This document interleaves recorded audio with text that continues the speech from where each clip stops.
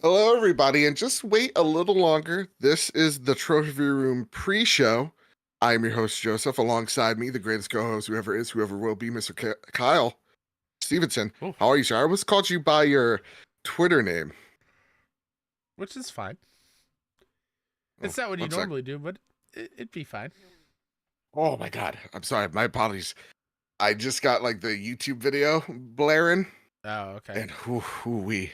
I hope I'm not coming in too loud or too soft or whatever.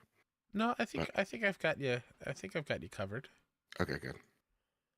How you doing, man? How you feeling? It's been a rough one. Yeah. Yeah, it's I feel we like can we get have a into lot the to talk main about. show, but Yeah. I don't know. I feel like we got a hell of a lot to talk about.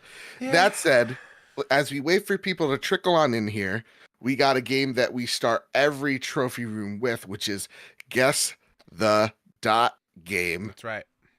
We got six guesses to solve. Mm-hmm. Kyle, Mm-hmm. this is game numero uno. Mm-hmm. What is it, man? What do you think this is? I don't fucking know. Can I do one? Can I give a first guess? Go for it. Okami. Oh. Are you going off of the little flower there in the corner? I'm going off it looks like it's parchment. Okay. Nope, It's not okay. Okami. It looks parchmenty, I see where you're coming from, though. right? Also, Okay. I'm going to need you to re-chat because I can't read it with the way Oh, fair enough. everything is Okay. captured right now. We're still waiting for people to come on in here, What is this little What is this? creature? right? My mind goes Concrete Genie, but it's not Concrete Genie. Ooh, but that's a good guess though. Like Concrete Genie, like that gives me But I don't remember this kind of right. cave-like drawing. Yeah, no.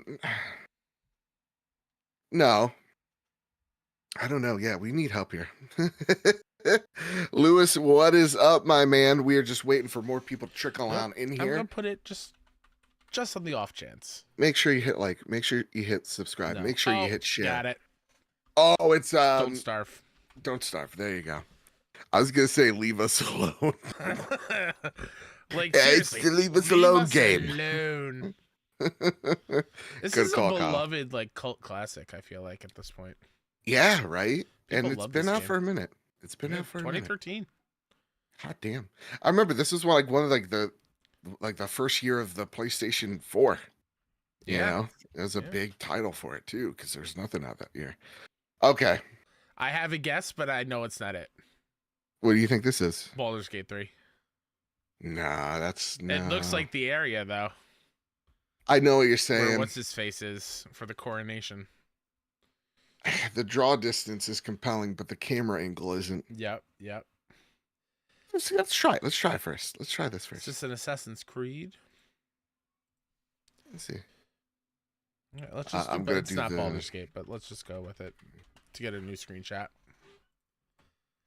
No, 88. So Okay. Not far off from quality of game. Age of Empires? Got some trebuchets. You think it's Age of Empires? I don't think so, but like the that's not how the trebuchets looked. Let's just see. No, it is a PC game. Oh my, okay, so it is PC. They're worshiping whatever this is. It's an 88. What is it? What if it's like the devil and like angel game? Like is it like black and white or something Black like and that, white. right? But that was that had a PS3 version Ah, because I remember Okay. selling it at GameStop.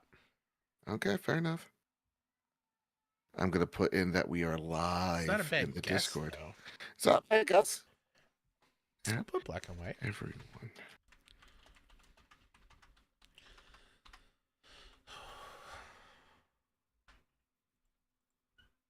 Oh my god.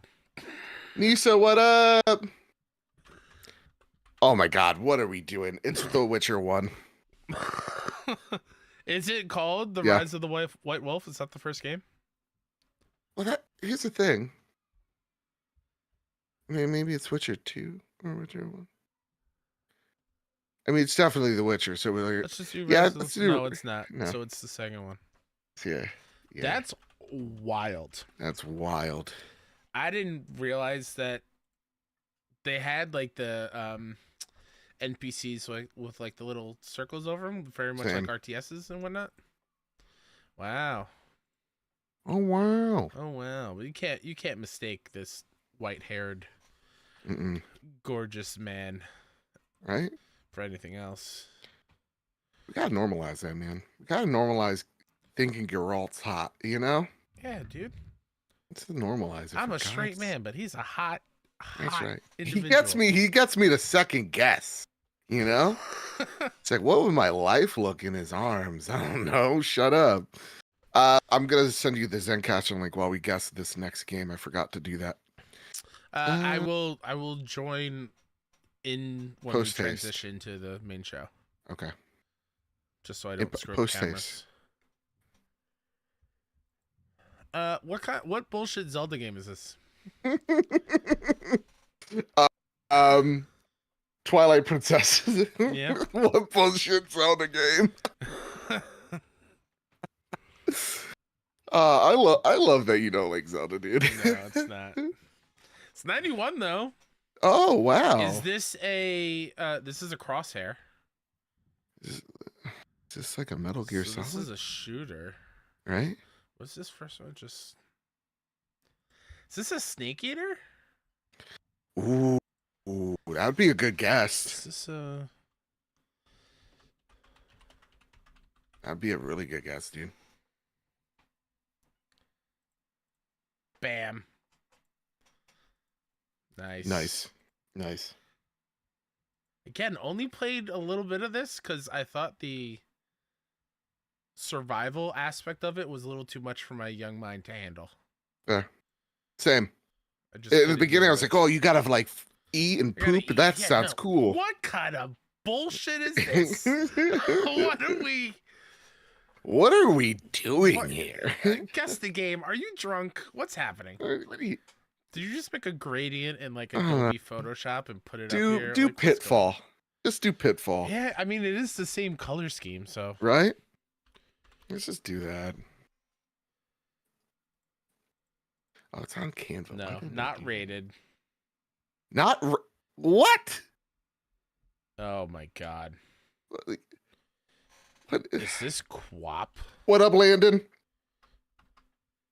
Quap? Do you know what Quap is? Wet ass. I got it.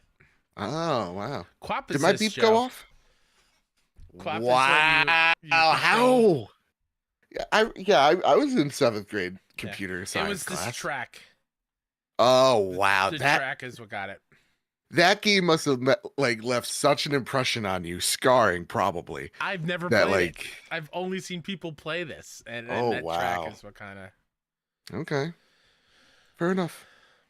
How's chat doing on guesses? You know what? I haven't been Oh, looking. okay. I put you in charge of chat. You haven't been looking. Yep. I'm Okay. so sorry. Sorry, Chad. I just can't have you up right now for some weird Yeah. reason. OBS is yelling at me when I try. Why is it yelling at you, dude? It won't show it if I have this in. Whatever. I don't know. It's whatever, man. You know. Okay, what's this game? It's a retro Contra. style pixel game. Contra. It's Contra. Contra. Really? Contra. Yes. Okay. I What don't happened to know. my voice there. Okay. Oh jeez. Oh man. Oh gosh. No, it's not Contra. Okay. Oh. Broforce. Not a bad guess, but I think it's Mercenary Kings.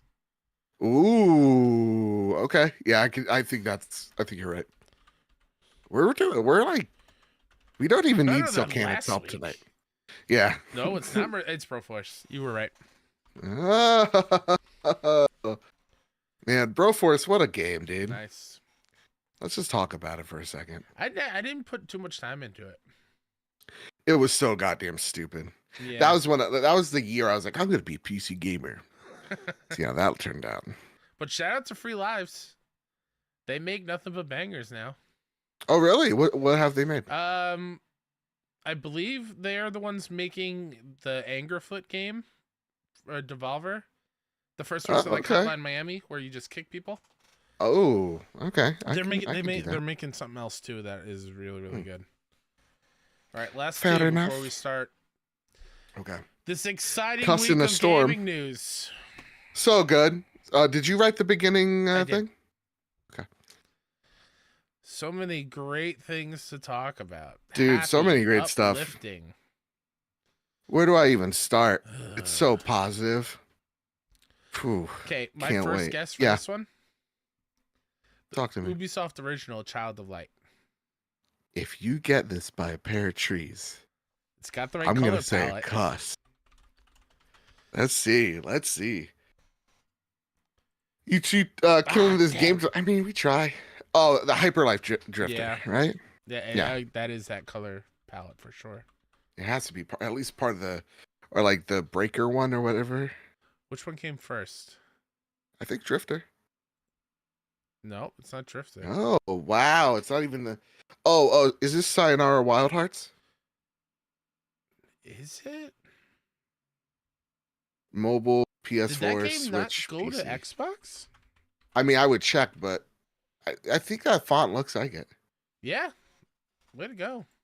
Every time, honest, can I say something? It's a great game. I've been really paranoid about my memory as of late. But the fact that I'm getting these this fast gives me hope that I'm not having early onset dementia. Yeah. You know, like this gets Chat, me. It's like, if you ever played I'm this game, ADHD. which is essentially just a Gamesy, full-length what's up? album, Mhm. it's amazing. Go play it. It's great. Make sure everybody you're hitting like, you're hitting share. We got to fight the YouTube algorithm. Make sure you're subscribed, notified, all that good jazz every time we go live here. The trophy room. I did say that with confidence. All right, it's the last one. Okay. What is this? Some PC nonsense. That's, I think, a light, I'm assuming. Has a light. Yep. Ugh. Portal looks better than this, so I don't think it's Portal.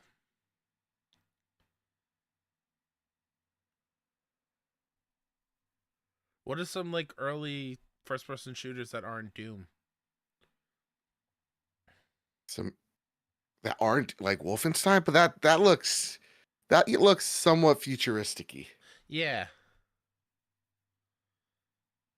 you know? Are we I don't know. thinking? Are we thinking of Half-Life? Like Okay. the OG one? No. No Metacritic for original release platform, but got a 74 on Dreamcast. A Dreamcast. What? We have to stop. Here's the thing with the Dreamcast. We got to stop. We got to stop normalizing that people actually played this thing. You know? Yeah, Is this Shenmue? Thinking telephone. Shenmue, was it 2? No, because Shenmue came out on the Dreamcast. This is a game that came out on something else first. Wait, no Metacritic for the original platform. And then it But came 74 to Dreamcast. So no that Metacritic on hurts. PC or whatever. But then it came to Dreamcast. But so how does it come? Wait, but like, how does it not like any platform is going to be more popular than the Dreamcast? You know what I mean? Like, how does that get rated? Let's chat. Let's phone a friend here. Yeah. Let's see if chat's got any guesses, because I'm stumped. Yeah. Dreamcast Always is a concurrent. You're the best out there, even if you're ponies. JK. Thank you. Who said that? Yeah, it's a Gamsley. Oh, Gamsley, thank you. Thank you. That means a lot. Don't I'm worry. sorry We'll that get we're up to ponies. 100 million. We'll get to 100 million in no time. Any day now. Yeah, Cade's like, I'm too young. I have no idea. I'll put in Shenmue just Okay. to get a new screenshot. That doesn't even help. PlayStation PlayStation. is this? No, wait. Original platforms. That looks like a PlayStation. Metal Gear character, but it's not Metal Gear. It can't be. Was there a Resident Evil game that came on Dream? Was Code Veronica? Let's try Code Veronica. Let's try it. No, that was PS2. Was there a Resident Evil? Guys, was there a Resident Evil on a Dreamcast? But even if there was, it would have gotten reviewed on. Right. Yeah, you're right. So how does it? That Okay, straight yeah, up looks like a Metal Gear character or a Resident Evil character. original title. I'll put it in Metal Gear just to move it along. Okay, yeah. Because I'm stumped. This one might stump us all. Holy crap. Nope. Adventure shooter. Was this the Bungie game? Oni? Oni? Yeah. But that came out on PS2. I mean, let's go for it. Regina. Christ, Jesus. Wait. Is this a Dino Crisis? Is this Dino Crisis? Yeah. Wow. It didn't get reviewed on original PlayStation? Oh, that broke my brain, dude. That one got me good. Holy crow. That's crazy. But it does, yeah, it's a Capcom game, so it looks like old school Resident Evil. That was a great guess, dude. That was a really great guess. This, though, is bonkers to me. Yep. A telephone? No, the Metacritic. Oh, the Metacritic. right. Yeah, telephone. I don't know how they work. What is that thing? The raptor's calling from inside the house. Oh boy. Oh man. All right. All right, chat, we're gonna look a little weird for a second. I apologize. Yeah, it's all good. Oh man, you see the show notes. Whoops, a peek behind the curtain. You don't need to see that. Now you know what the intro is. I gotta fix your cameras. Well, it's all good. Everybody, how's everybody doing? Again, hit that like button. Hit that subscribe button. Ever heard of it? It's right there. Lower, I don't know. It's red. Side of the screen. It's red. You can't miss it. You can't miss it. Super chats. All of it. You know the whole spiel. You know what we're doing here. All right. We're remembering Malevian Peak or Creek. All right. That's what we're doing tonight. Not I. It's just a remembrance of the brave men and women who fought, who laid down their lives so that we can have democracy and freedom on Super Earth. That's why we're here. I don't really care. Love you, Katie. Keep lurking. It helps. Love you. Congratulations on the job. Woo. Gamsley says, bro, if I had the power to blink views from one YouTuber to another, I'd rip them all off of Reforge and give you all the love, man. Oh yeah, I mean, God only knows, you know. That guy, he's something else. Oh boy. Alrighty, Joe, are you ready? When is ready? I got the 1 second. Tomorrow is the deadline for signups. Okay. For what? For Buy the Players. Oh. I just got that message. I'm gonna just put that in chat. Pot 2. Yep. Let me just put that in chat.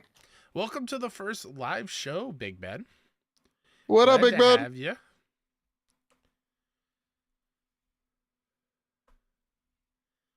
Metal Gear. Ooh, that was a pretty good Metal Gear. What's that? The way I just said Metal Gear, that was pretty good. I like the grizzle in my voice there. It felt nice. Do you know, I don't think I told you this. I went to the doctor yesterday because I still can't hear out of my right ear. And? No infection. Okay. No buildup of wax, which I was a little worried about. But I have negative pressure on the inside of my eardrum. That's not good. It's not good. And my hearing is borderline normal.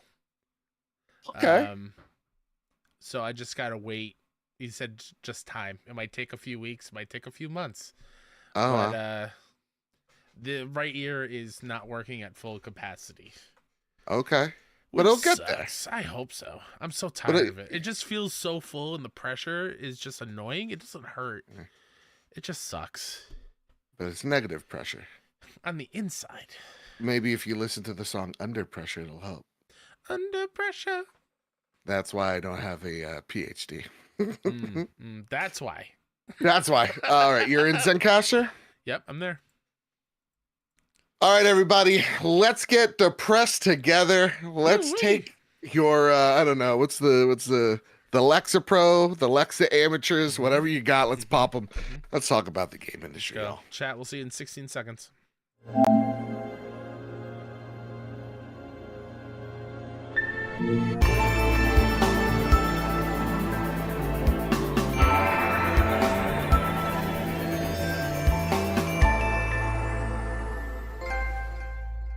Oh, wait, no longer greatness has arrived. Welcome to episode 365 of The Trophy Room, a PlayStation podcast made by the players for the players. I'm your host, Joseph, aka Mr. Badbit, and it is here where me and my best friend Kyle talk about the latest, the greatest in all things PlayStation, sometimes not the greatest. This week, we are chatting about more unfortunate layoffs across the industry, including PlayStation, PS VR2 compatibility with PC. Neil Druckmann might be hanging up the director boots sooner than later. Rebirth is here, and we remember the fallen of Malevolent Creek, and so much more. As we do it live each and every Wednesday night over on youtube.com/PS Trophy Room and on your radios or whatever MP3s the next day on Thursday. So with all that said, with all that out of the way, the greatest co-host, whoever is, whoever will be, Mr. Kyle Stevenson. How are you, sir? I'm just okay. All right, fair enough. It's been a rough week and a half, just work-wise. Not fair. I'm not. How am I going to put this? Maybe it's just the imposter syndrome. Fair. Sneaking up where I feel like I'm not doing everything to the best of my abilities and I'm constantly forgetting something. And with all the layoffs, which we'll get into. Right. Just you working like in the industry, it feels. I'm an easy person to be like, all right, we can live without Kyle. Mm-hmm. Well, they'd be making a mistake. I agree. I mean, which is another yes, I took off. I've had my first official PTO now. Yeah. Starting tomorrow and through Monday, and I took it off for Rebirth. But blessing in disguise. I just really needed the mental.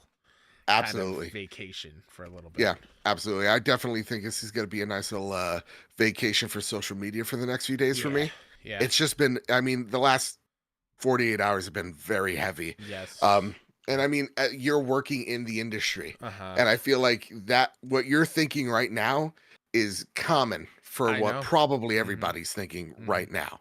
So you're not alone in thinking that. And listen, this is going to be a hell of a week. That being said, Kyle, we do have a really awesome starter question that's going to lift your spirits. Would you like to read it for everybody? Would you like to read it for the class? I absolutely would love to. Okay. This one comes from Bertos Maximus over on the Discord. Good evening, gentlemen. My main reason for writing in this week is to say a big thank you to the both of you for creating this community. I've had the honor of playing online with Joe recently and others in this community, and well, it's been an absolute pleasure and honor. This community is brilliant, and the support while being new to the game in question, a certain diving game, has been absolutely amazing. Also, big thank you to Joe for helping me get 2 of the hardest trophies in the game as well. He sacrificed himself at the end of the round and missed out on one of them. Frowny face. So on to the question, and it's a simple one this week. Joe and Kyle, how hard was it to build this community, and would you do it all over again?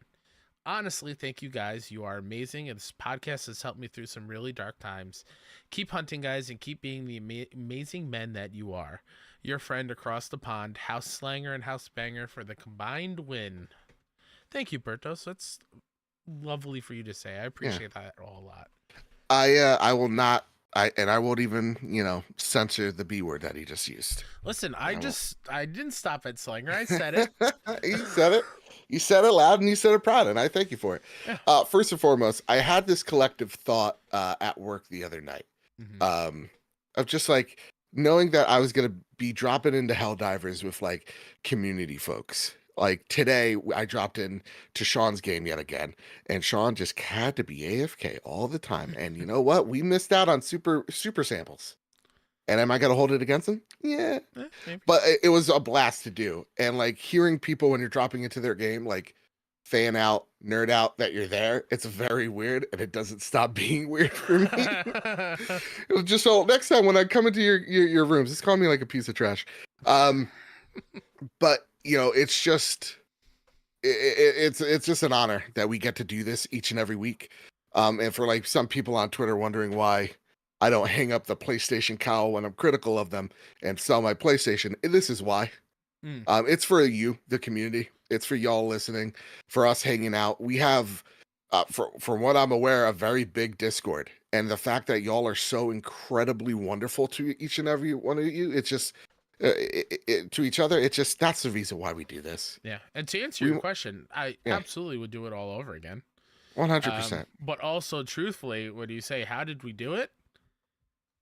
We didn't do anything special. We just talked PlayStation, and I guess the way we talk about it and our personalities kind of just gravitate, and I'll toot our own horns a little bit, and the people that are in it, the right kind of people to be a part of it, people who are welcoming and just kind and passionate to our community in the Discord. And I'm happy that we give off that vibe. Yep. And I'm happy that the people here echo that same kind of sentiments. It's awesome. Yeah. And I'm lucky for you, dude. I think you're the moral compass. I be. Without you, I'd be I think I'd probably be one of those hate streamers, I'd be hating on Tomb Raider for some reason, Yeah. That said, I do want to take this very kind and beautiful moment, as we are going to talk about the brutal week that has been, not just for PlayStation, but the industry at large, and how we got here. How do we get ourselves out? I want to just have one more just moment of happiness. And that is, Kyle, I pulled a Karen at GameStop today. And I feel so powerful now. There we go. I was just going to say, I am terrified of you. Yep. Because you are the type of person, and I'm not saying this. No, I am saying it the way I'm going to say it. Just say it. When you get the tiniest bit of power, it goes straight to your head. And you then continue on this roll. Yep. And there's no stopping this train now. Yep. So you are now going to become like an SNL skit of like what they perceive Karens to be. You got the little taste, and now you're like a cocaine addict, and you're rubbing it all your gums. Like, oh, let me go into a Target and yell about not having the right type of soap. You're not far off. So I went into GameStop today. Because here's the thing, I wanted to make sure that my pre-order is secure for Final Fantasy VII Rebirth. As of recording, it's still not out yet. We didn't get a code for Square Enix. That's fine. And I'm just really happy. I'm like, I'm really excited for this game. I'm gonna pay it off right here, right now, and I have 15,000 GameStop points, whatever it is called now, and I'm gonna go, get $15 off of the deluxe edition. And I wanted to make sure I have the Final Fantasy Stop the Steel Trucker hat. Like I'm guaranteed it. Okay. Just really quickly, I don't want it to go away too far. Landon and Chuck goes, meet Joe's alter ego, Jared. Sounds like a Star Wars character. I'm in. So I walk in, and you listen, GameStop employee, he's awesome. He actually used to go to my school, so like high school. So like I know him on a personal level. We're talking shop, and I'm about to pay this thing off. I traded in Avatar for it. No loss. And I'm like, okay, and I want to also put my points to this. And as he tries, he goes, uh-oh. I'm like, what? He goes, you don't have any points. I go, well, that can't be. He's like, you only have 5,000 points. I go, no. I have 15,000. Like, I literally just checked the night before. And he goes, well, we have a new policy. This is where the Karen in me starts. And he goes, after a year of whatever purchase, your points go away. I know. GameStop is really going under, you guys. If you didn't think, they're penny pinching. I mean, your points don't even go to trade-ins anymore, Kyle. Yeah. So here I am. I'm about to blow a goddamn fuse. I've had a rough day today. Mm-hmm. It wasn't one of those. I had to adult all day. I did not like my day so far. Mm-hmm. So I was just like, okay, so how do we fix this? He goes, you have to call customer service. And now here's where their customer service sucks. sucks. It's renowned that they're awful. It's awful. I go, okay, so I'll call them. I'll come back to you, whatever. Okay. First off, I walk out. I actually get a call, like as I'm walking out of the GameStop, and she's like, sorry, I get a call. I call them a minute afterwards. So I was like, oh, this is a surprise. And usually they're from Sweden. They're like, hi, my name is Elisa. I'm like, no, you're not, Alyssa. Come on, Jorgen, you know better. And her name's Alyssa, and I doubt it, but whatever. And she's like, yeah, so we need proof on the receipt that you purchased, because I went there on Sunday. I did a huge trade that it has the points on there. I'm like, are you kidding me? The receipt, like, can't you just look it up on your computer? I go, so you're telling me I have to go back to this GameStop and like print out a receipt? And she's like, yes. And I'm like, okay, well, I'm 50 feet in front of a GameStop, so we're going to go in right now. And my buddy's my buddy's waiting at the cash register, and I'm, let him do all the things. And I'm just going like, I know that I have 15,000 points. I'm very upset. I've been a member since 2011. Yeah. Barack was president. That was day one I was there. Mm-hmm. All right. I remember I was wearing the polo selling these pro memberships. And I give her that whole spiel. And I'm like 15 minutes into it. She's like, sir, I will give you 15,000 points. I'm so sorry. It will take 3 to 5 minutes. I had him look it up there. I'm like, it's not even, I go, it's not even on the receipt. The points, they don't show on your receipt. I go, so Alyssa, they used to. I go, Alyssa, all I see is my pro membership and how much I saved today. I don't see my points. Where are my points, Alyssa? I walked into this GameStop. Am I walking into this GameStop for nothing, Alyssa? And tell me your real goddamn name, okay? It's Stefan. No. I know it. I could hear that Swedish accent from anywhere. Stefan, I could hear it.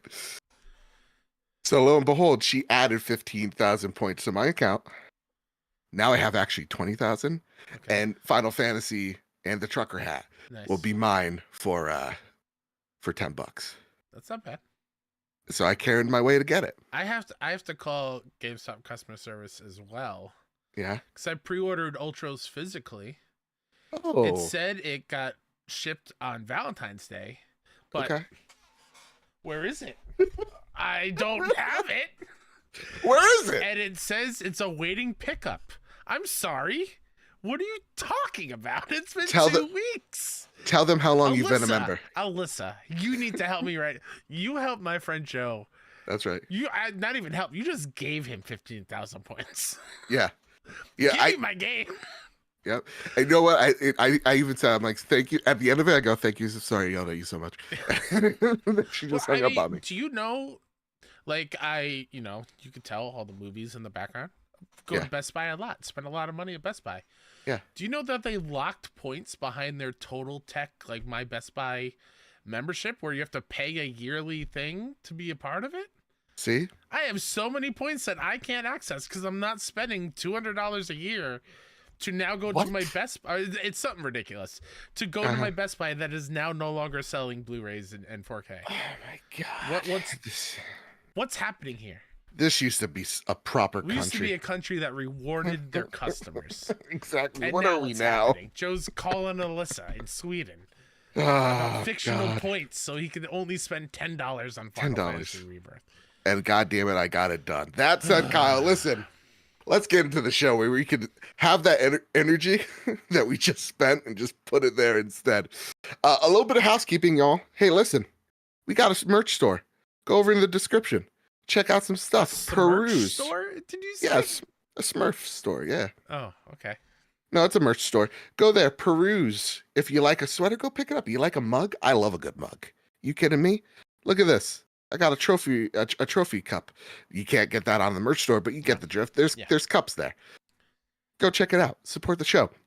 By the Players, our community show is live this month. We are talking as a community all about Final Fantasy VII Remake, and the community once again shows that they are way smarter about video games than I. It was awesome hearing everybody geek out over their love of Final Fantasy, where remake differs and where it may take the series going forward. Awesome. It's up there on Patreon. Anybody at a paying membership can go there, listen to it, and enjoy. Of course, next month is Last of Us Part 2, and tomorrow is the deadline for signups. There's no clear best time, so we would like to do Saturday, March 16th. And so if we have a preference, anywhere between 9 a.m., 11 a.m., or 2:30 p.m., who knows? Who knows? You decide. Go over to the Discord channel. Let Marcus know that you're interested, what times best suit you. And if we can make it work with our busy schedules, you can sit down with us as we chat all about The Last of Us Part 2 Remastered, or just Part 2 in general. So, yeah, go check that out. And then a link to our Discord down below as well. That said, the last bit of housekeeping is our Patreon pitch. We say it each and every week. This is a free show that we put in hours for y'all to enjoy. So if we ever got you through a long car ride, a tough day at work, whatever your situation may be, it definitely helps us out. Even if it's just $1 our way over at patreon.com, even if it's not a recurring payment, think of it like a tip jar. It really, really helps us out immensely. We have Adobe and some podcast site things that we have to take care of by the end of March, and that fee is truthfully around like $600. It really does help our way over at patreon.com/PS Trophy Room. I want to thank our newest upgrading member, Maximum Carnage, at the silver tier.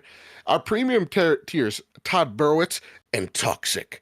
Our platinum tier, Jay Shea, Jedi Master Ren, Cowboy Danger D, Jonas Young, The Green Gorilla Gamer, Chaotic Monkey, Ryuko Kill 90, Stephen Flesh, Shubles and Bits, Bertos Maximos, Chris Hybrid 748, Matt Valdez, Chris the Wizard, Solo, Silcanet, Decimine, Jadis Vaughn Metal, Mitchell Gramling, and Randy Hale. I want to thank our gold members, Cypher Primus, Darth Simon the Pie Man, Jesse Garcia, JB the Purple Monkey, Hyde Indoors, Katie, Kevin Mitchell, Kevin Diaz, Marcus O'Neill, The Red Arrow, Angus Hermit, Androsaur, Astronaut Jr., Winter Gamer, Robbie Bobby Miller, Brenton Zachary, Captain Logan, Final Fan XZ, Hambone, JD Dillinger, Stone Cold E.T., Tino Six Speed, N. Johnson, Sean McKenzie, Rick Arrington, Spam and Bammin, Matthew King, Duh Overlord, Diwane Raksha, Drellish, Rick Davis, Steph Midler, Samuel Nestling, and the Lord Commander Suddy. I also want to thank Gamesley for gifting 5 Trophy Room, a PlayStation Show members in our live show. Gamesley, you beautiful son of a gun. Thank you all so much. Now it is time to square up the news in a segment I like to call Another Turning Point, a fork stuck in the road. Life takes you by the hand, it takes you where to go. Something, I'm really depressed. Kyle, it's time to square up the news. Before we square up the news, I just realized, and there's nothing we can do about it. Uh-oh. You are so tiny compared to me on the layout. Good, I want to be a little man. Are you kidding me? You're so tiny, and I can't crop the window because... Oh, I like this. Let me be a little boy. It's fine. Let me be a little boy on the video version. All Are you kidding me? Let's get into it. Can I do a little voice? Listen. Anything that we need some hopium copium. This comes from Zarmina Khan over at PS Lifestyle. And Zarmina writes, PlayStation Studios cancels multiple games and is re-evaluating operations. Sony has revealed that it's canceling multiple PlayStation Studio games while reevaluating the division's operations. This news comes amid the announcement that PlayStation is laying off 900 employees worldwide, with PlayStation Studios boss Herman Hulse penning a separate blog to explain how the redundancies affect first-party developers. Hulse confirmed that Insomniac Games, Naughty Dog, as well as PlayStation's technology, creative, and support teams will be impacted by the layoffs. As previously announced, London Studio will be shut down permanently, and Firesprite will have its headcount reduced. Hull's former company, Guerrilla Games, is also undergoing layoffs. With all of the above comes cancellation of projects as well. Quote, We looked at our studios and our portfolio, evaluating projects in various stages of development, and have decided that some of those projects will not move forward, Hulse wrote. It has been previously reported that a Spider-Man multiplayer game by Insomniac has been canceled along with The Last of Us multiplayer. The multiplayer game that London Studio was working on is presumably dead as well. Quote, PlayStation 5 is in its 4th year, and we are at a stage where we need to step back and look at what our business needs, Hulse added. I want to be clear that the decision to stop work on these projects is not a reflection on the talent or passion of team members, end quote. And in an update tweet from Jason Schreier on the Twisted Metal game's cancellation, despite some recent scuttlebutt suggesting that Twisted Metal was close to release, the game was in early development and wasn't yet greenlit, per source. Guerrilla Games has cut its workforce by 10%, but Media Molecule barely survived. Kyle,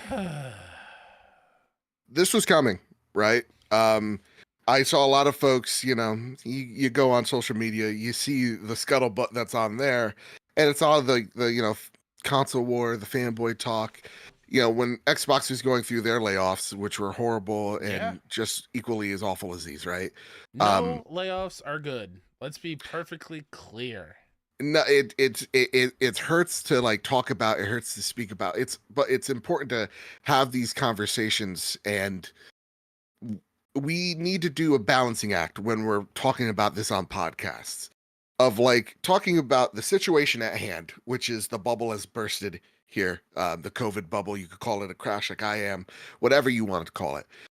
Versus the real human element, which is that people lost their jobs and livelihoods.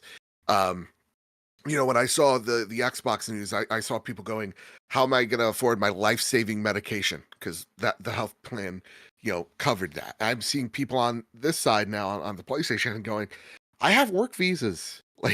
My livelihood is literally upended because of this. I need to get hired ASAP now." Stress that doesn't need to be have. Yeah, it's also wild to see just how different regions in the world handle layoffs under the same corporation. Yeah. Offering, I believe in the UK, there's some sort of career program that helps you find a new job. Mm-hmm. Same thing over in the they also a company regions. Can't just do it off the whim. Yeah, but here in the US it's just all right, you're done, bye. Which is awful, and I don't understand why. Right. Man, that's a bigger conversation, which it's a much bigger conversation. It's the hard mode that we told ourselves we're not going to get into. We're not going to get into. Yeah, we chose grounded mode.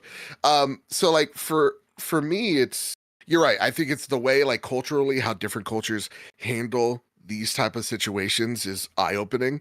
And it really opened my eyes because I thought, you could just lay off anybody in the UK the same you could do in the US. And that was wild to me that that's not the case. They actually have to do some legalese around it and give you all a heads up, which is, again, nuts.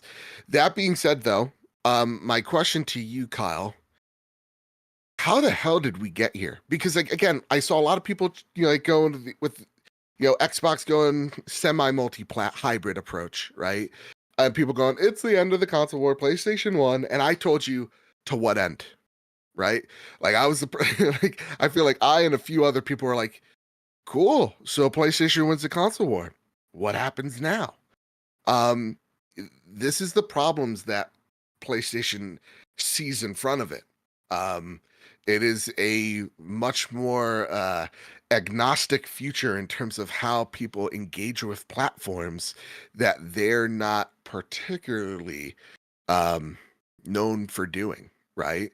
So I want to know, Kyle, how do we get ourselves here? I think is the first question. So take it away. How do we get here, Kyle? I'm scared. That in and of itself is a tough question to answer. Yeah. Because we're on the outside looking in. Sure. We're just trying to figure out what went wrong. And thinking about this, the majority of my analytical brain, which is a very small portion of my brain. I don't like I like to think it's a little hamster and it's in a wheel. Yeah.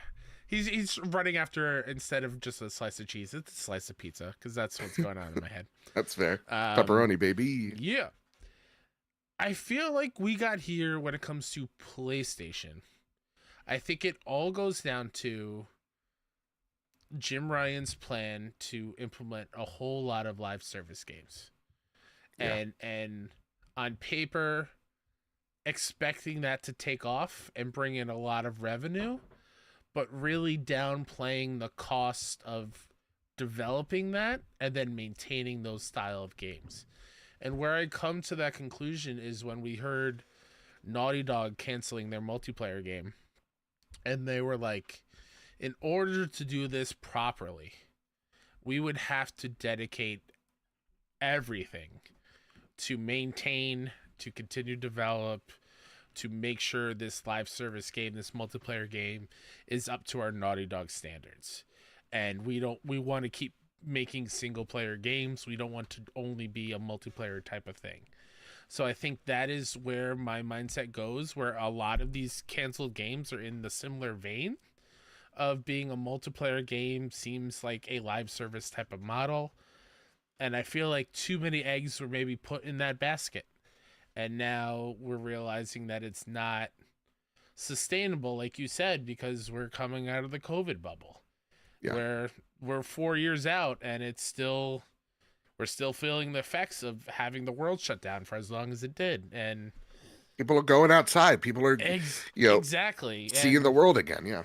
And that has its effects here in the States. And how do we find our way out of it? I don't know.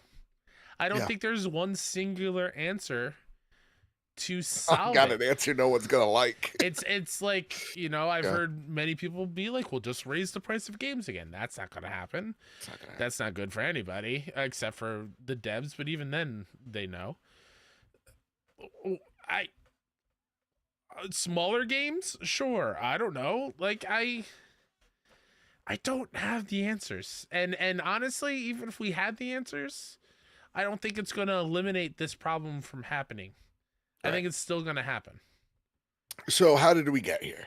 I think, because I saw this one video of like, Sean Layden talking again. We'd love to have you on, Sean, talking about what is it? VII Ribbon, right?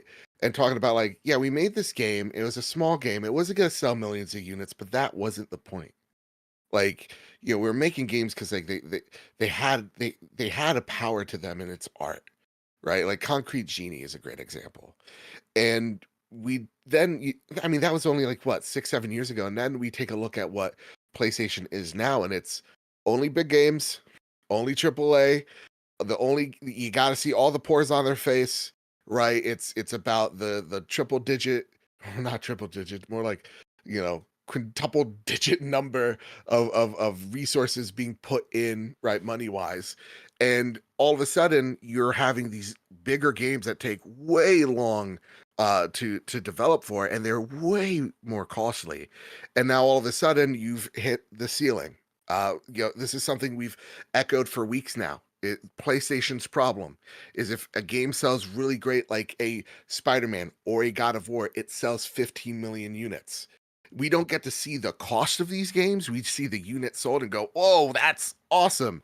But when you see a budget like Insomniac's, which is over 300 million just for development alone, you could start understanding, oh, it needs to sell 7.5 million units just to hit even. Then you understand what PlayStation's problem is, which is the margins for these games don't make sense. And I think everybody has echoed. Sean Layden's vision was correct. We need smaller games with half the budget.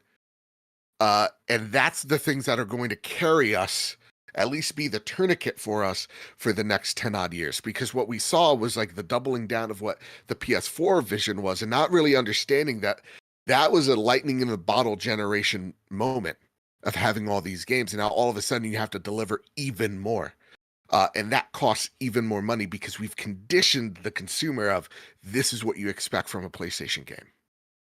So that's where we found ourselves. We found ourselves in a change of vision of like, these games need to be bigger. Them realizing, oh, actually, you know what? Bigger games cost way more and we've hit our ceiling a little bit. Well, now let's pivot to games of service.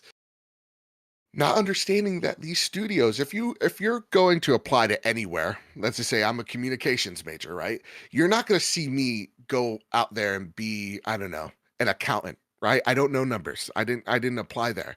Same goes for if I'm a developer and I'm really passionate and really, I'm really passionate about level design and I love a certain kind of game. I'm going to apply to a certain kind of company. And it goes for things like Naughty Dog, it goes to things like Santa Monica. You have those dream studios you want to work for because those games you were raised by. Um, and all of a sudden you have to switch to multiplayer and it doesn't make much sense to you and you have to, work with those changes. Or you're a multiplayer gal or guy and you're just like, you know what? I want to make something, or you're hired at Naughty Dog to make that multiplayer game. The multiplayer game doesn't come out. Where do you go? Right. So you're right. Part of it is that Sean Layden, the Jim Ryan vision did not pan out. PlayStation Studios are not equipped for the multiplayer experience like we thought they could be. Or the big AAA studios that we've known, because their DNA would have to be changed so much. And at the same exact time, games have gotten way too big and the budgets are way too out of control. That is not the problem of the developer, by the way, from some people yelling at me. It's the exec that signed off on that. Agreed. It is never the developer's problem in my eyes. Well, listen, it sometimes is. Like sometimes you have to, a producer has to come into the room and go, okay, guys, our eyes are way too big for our stomach. But if the exec goes, it's good, go ahead, do your thing. Yeah. Absolutely. When it comes to like the smaller teams on the indie side of things, but like when it comes to a PlayStation studio, it's they have to have a higher up sign off on all these things.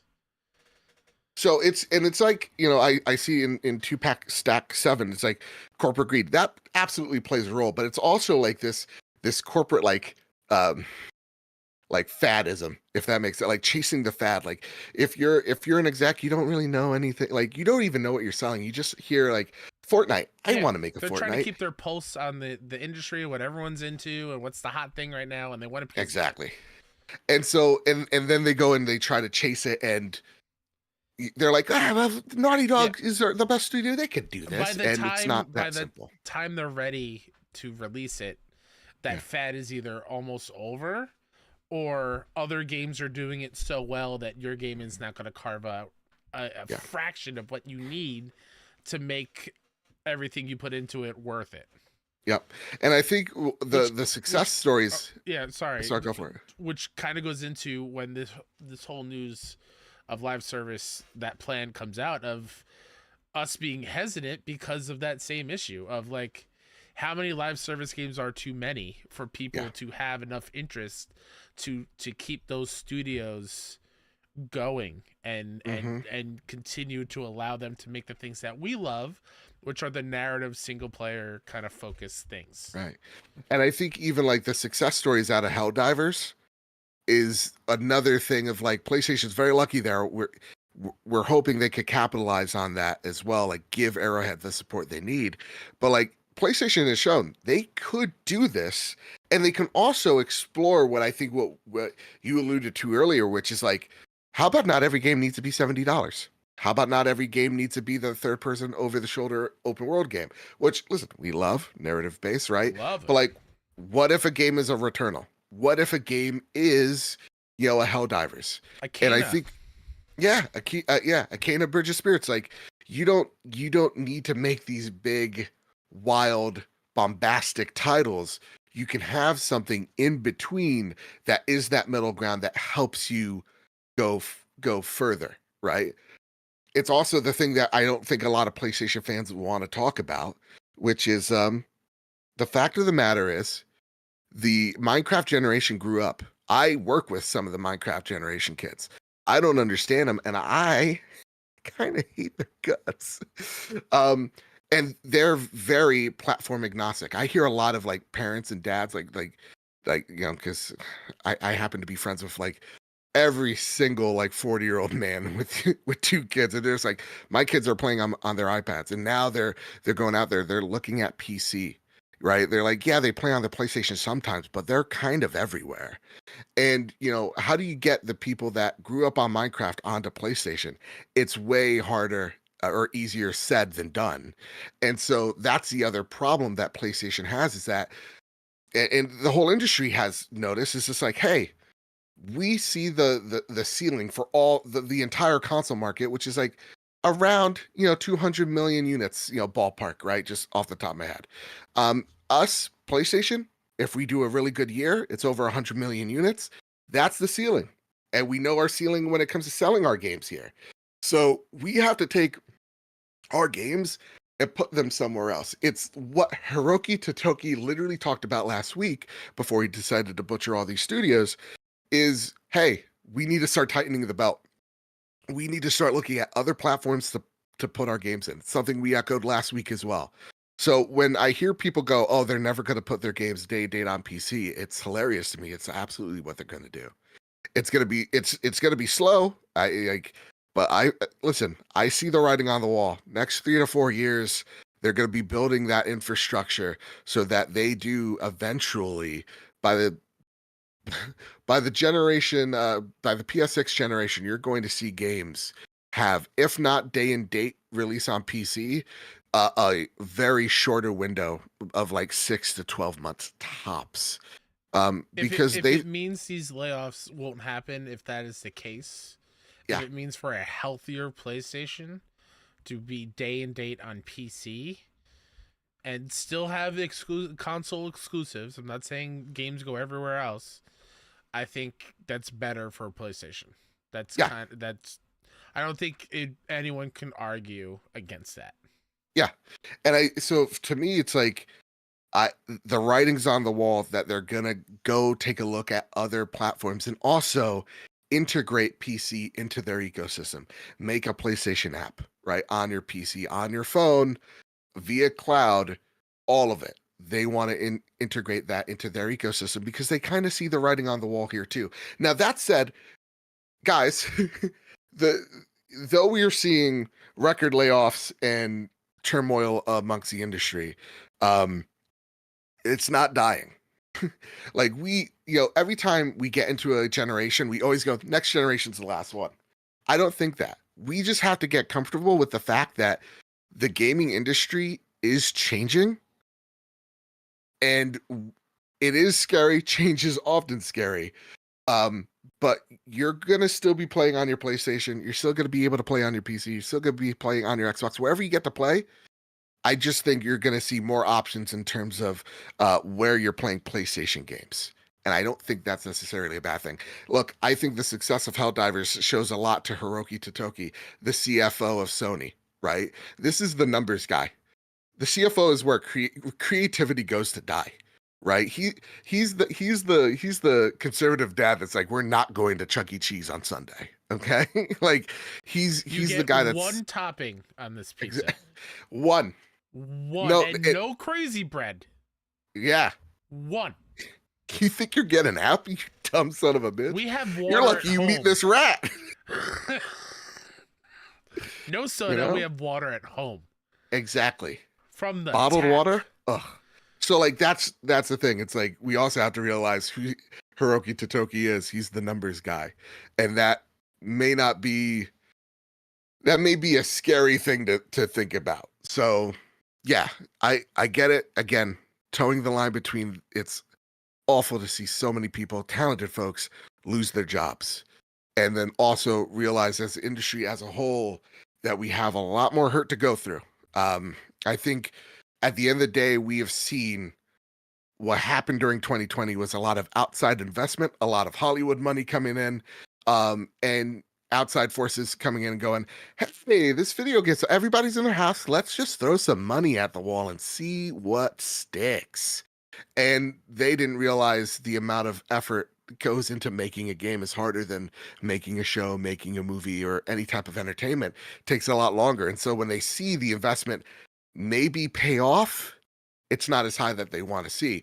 And we're at this point where there are so many great games coming out that there's just so much competition in these like stiff windows of time. Like February is another holiday season, for crying out loud. That when these games come out, they could be successes, but if the investors aren't getting the return that they wanted to see, well, then they get cold feet, and that's what we're seeing a lot of right now. And we're also seeing it right now as we get into the EA conversation as well. So I'll just say this bit. Breaking news right before recording. EA has let go of 670 employees, 5% of its global workforce. EA Ridgeline, a EA studio focused on making single player content for the next Battlefield game, has been dissolved. Quote, as a part of this change, we are winding down on Ridgeline as a standalone studio in Seattle, with some team members joining Ripple Effect.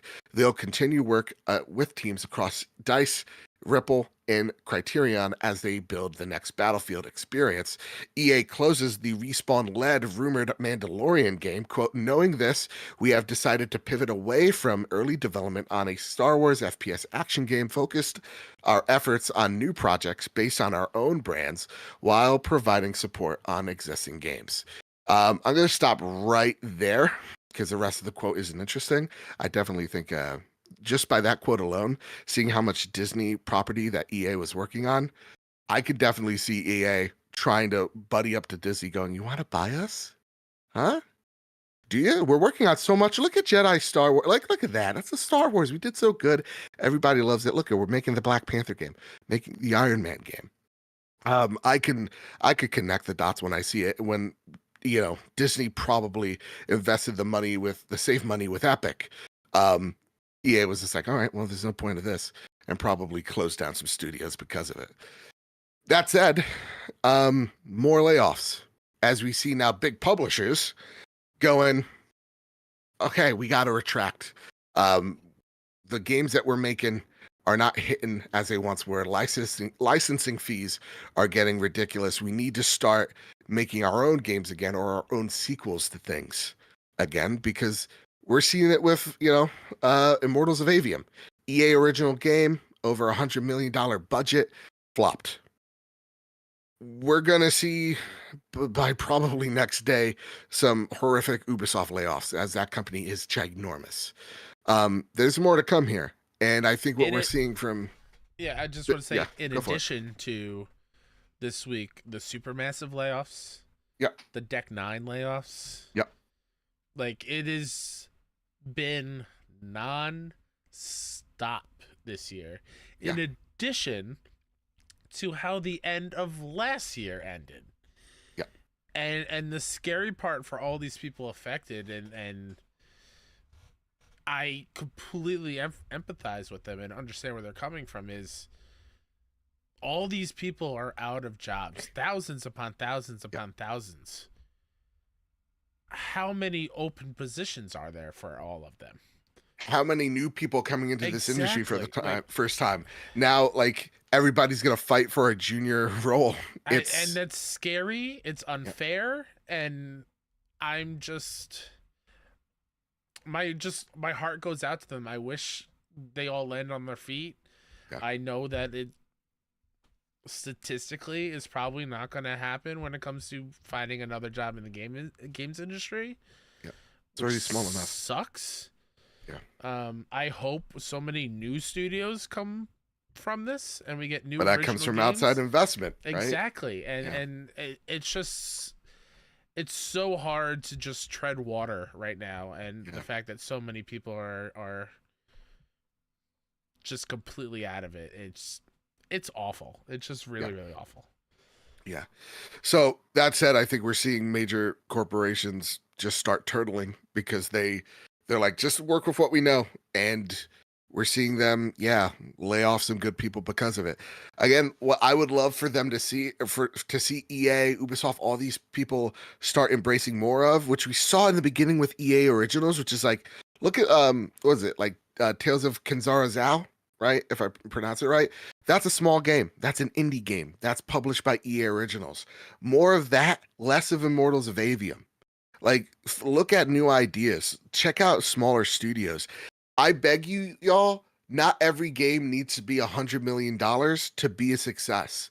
I think what we're going to hopefully start seeing is how the PS4, started to catch fire, which is like making smaller deals, smaller risks, and seeing how they pay out. I think that's where hopefully these companies go. Yes, Kyle Stevenson, Trophy Room.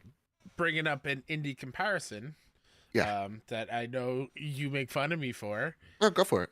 I've been playing Balatro nonstop since its release. Right. That is a very simple concept, a poker roguelike. Yep. Probably didn't cost a lot to make, even though I don't know the numbers. It could. I have no idea. Yeah. Made back its money within the first hour of release. Yeah. Like, and that game is the talk of the town. Everyone's playing that game. It's incredible. The fact that in a week it had like 140 years worth of playtime already or something wild. Yep. Like, if we can get more of those kind of success stories at these bigger publishers, where, like you said, nothing has to be, not everything has to be as big and bombastic as possible. You can have a smaller type of game and still turn a profit and still make a great game. Yeah. Yeah. So that said, that's been the aftermath. I think we handled it pretty damn well. I think you're right. At the end of the day, it's like, listen, if a smaller game doesn't pan out, it's not going to kill your entire outlook. Yeah. And I think, again, you're right. Games like Balatro, games like Helldivers, explore the non-$70. I beg the Christ out of you. Just please, you can do it. We have a few questions about this. Ace Insane writes in. Really quickly, again, just to reiterate, we wish the absolute best for everyone 100%. that got laid off. 100%. We hope you land on your feet. We want you to keep making great art, great games, and we hope this is the last time you get to experience that. Yeah. Ace Insane writes in, can we all agree that Jim Ryan visiting the London studio 5 days prior to them shutting down without having the Stones to tell them to their faces is absolutely shameful? We all know decisions as big as closing a whole studio are made in well over 5 days. I'd love to know how such an incompetent people are to get into such high positions of power. All right, I get we're angry at Jim. I get we're angry at Jim, right? Yeah. May I take a very unpopular stance? You sure walk at the end of the plank before you go. Fair. Listen, we give Jim a shit ton of credit, and this is cowardice, right? At least be like, hey, can we push the party to Friday? You know what I mean? I get it. It lacks the stones and the courage. Jim isn't incompetent now. Jim did lead this company in the middle of a global pandemic when supply shortages were, we were talking about it every week, right? The way he was able to land that plane is kind of like the story of the Hudson, right? So like he was kind of Sully Sullenberger there. So I get it. We're angry at him, and he says a lot of dumb shit constantly. I'll give him a little bit of grace with incompetent. Is he bad at people skills? Absolutely. Yeah. I know you're like, well, but this photo and this whole situation, Michael Scott situation. This is Scott's tots. Reeks of cowardice. Yeah. It just like. Well, God damn it, I'll fall on the grenade again. But like, just seeing him smile, like Ace Insane said, I'm pretty sure they knew this decision 5 days before it happened. I don't know. I don't know. I don't, and again, I'm not here to defend. I literally I don't know. No, I get that. Right? Just, like he could optically is not great. Absolutely. Again, Scott's tots situation here, but I don't know for a fact. What you gonna do? Oh God. So like, I don't know for a fact that was the case. I'm probably sure he saw the game there. Maybe he saw the Media Molecule game as well, because for what we know, Media Molecule barely escaped the axe. So like, again, it is cowardice. It absolutely is. And it's really awkward and very it's brutal. But like, I think some of the incompetent people are probably in those, second pillars. Because truly incompetent people are Lars over at like Embracer, right? Of like just like Oh, we're gonna yes. yeah, off a handshake deal with the Saudi government, we're just gonna go, buy billions of dollars worth of companies. That's incompetent. So to me, I get it. It's awful. It's an awful bad look. I'm not giving him grace for that. Mm-hmm. I'm just saying I literally don't know about like he Fair. could have saw it then and went, okay, we're having a party, whatever. But like, I don't know. Fair. Someone's gonna yell at me about that. Okay. You can find Mr. Lorraine. Badman at Mr. Badman. No, please, the love of God. Lorraine writes in, why is it bad for PlayStation to force PlayStation Studios to make multiplayer live service games, which they lack an experience in? But the same people will say that PlayStation Studios should be making first-party VR games, which they also lack experience in. I don't know. I haven't seen much of that, but I would say like people from Insomniac have some VR experience for sure. They used to make Quest games, so it could be like them hiring, for example, like a Sucker Punch going, "Hey, we're hiring an internal team to work on a VR project." That could be something, but like, honest to goodness, we'll get to this next story right here, right now. Yeah. I think the writing's on the wall for PSVR 2. I was just gonna say They literally down London, who made Blood and Truth, one of the best PSVR games. Yeah. And slimmed down Fire Sprite, who also have great VR experience and make great VR things. And they've just announced today or last week that, hey, we're gonna be moving. We're gonna try to make the PSVR 2 work on PC, so you get to play more games. Is just, dude, they're yelling it at this point. They're abandoning this thing, man. Yeah, and to add to that, this comes from is this from the blog, Joe? Yes, sorry. It's okay. This comes from PS Blog. Sony's currently testing Or PlayStation. sorry, maybe VGC. I'm sorry, I did not. It's okay. Give It's one of attribution, those I two. will We'll get figure it out. The company aims to enable players to connect their PSVR 2 headsets to PCs later this year in order to access more games. Quote, we're pleased to share that we are currently testing the ability for PlayStation VR 2 players to access additional games on PC to offer even more game variety in addition to the PSVR 2 titles available through PS5, end quote, it said on the PlayStation blog. We hope to make this support available in 2024, so stay tuned for more updates.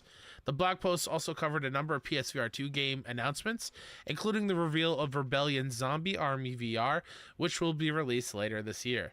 PS5's virtual reality headset launched in February 2023, and sales reportedly got off to a slow start. The following month, Sony president and soon-to-be interim PlayStation CEO, Hiroki Totoki, said he thought PSVR 2 had a, quote, good chance, end quote, of outselling its predecessor, which launched for PS4 in October 2016 and sold over 5 million units.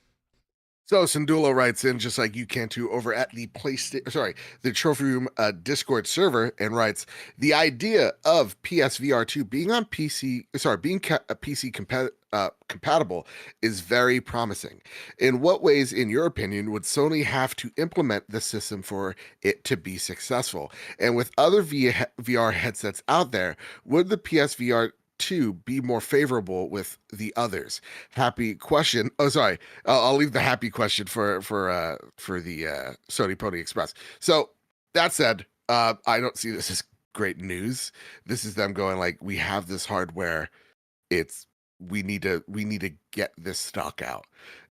It could be, listen, it could be what we stated earlier of like, hey, let's bring our games to other places, and maybe by them experiencing PSVR 2, they go, hey, what else is out there? But the VR community is so small at this point that I don't know if that's necessarily what their line of thinking is. It very much could be, but I saw this news going, oh wow, they're not selling this hardware the way that they wanted to. Excuse the loud metal chairs being dragged across the floor above. No problem. And you got a little static coming your end.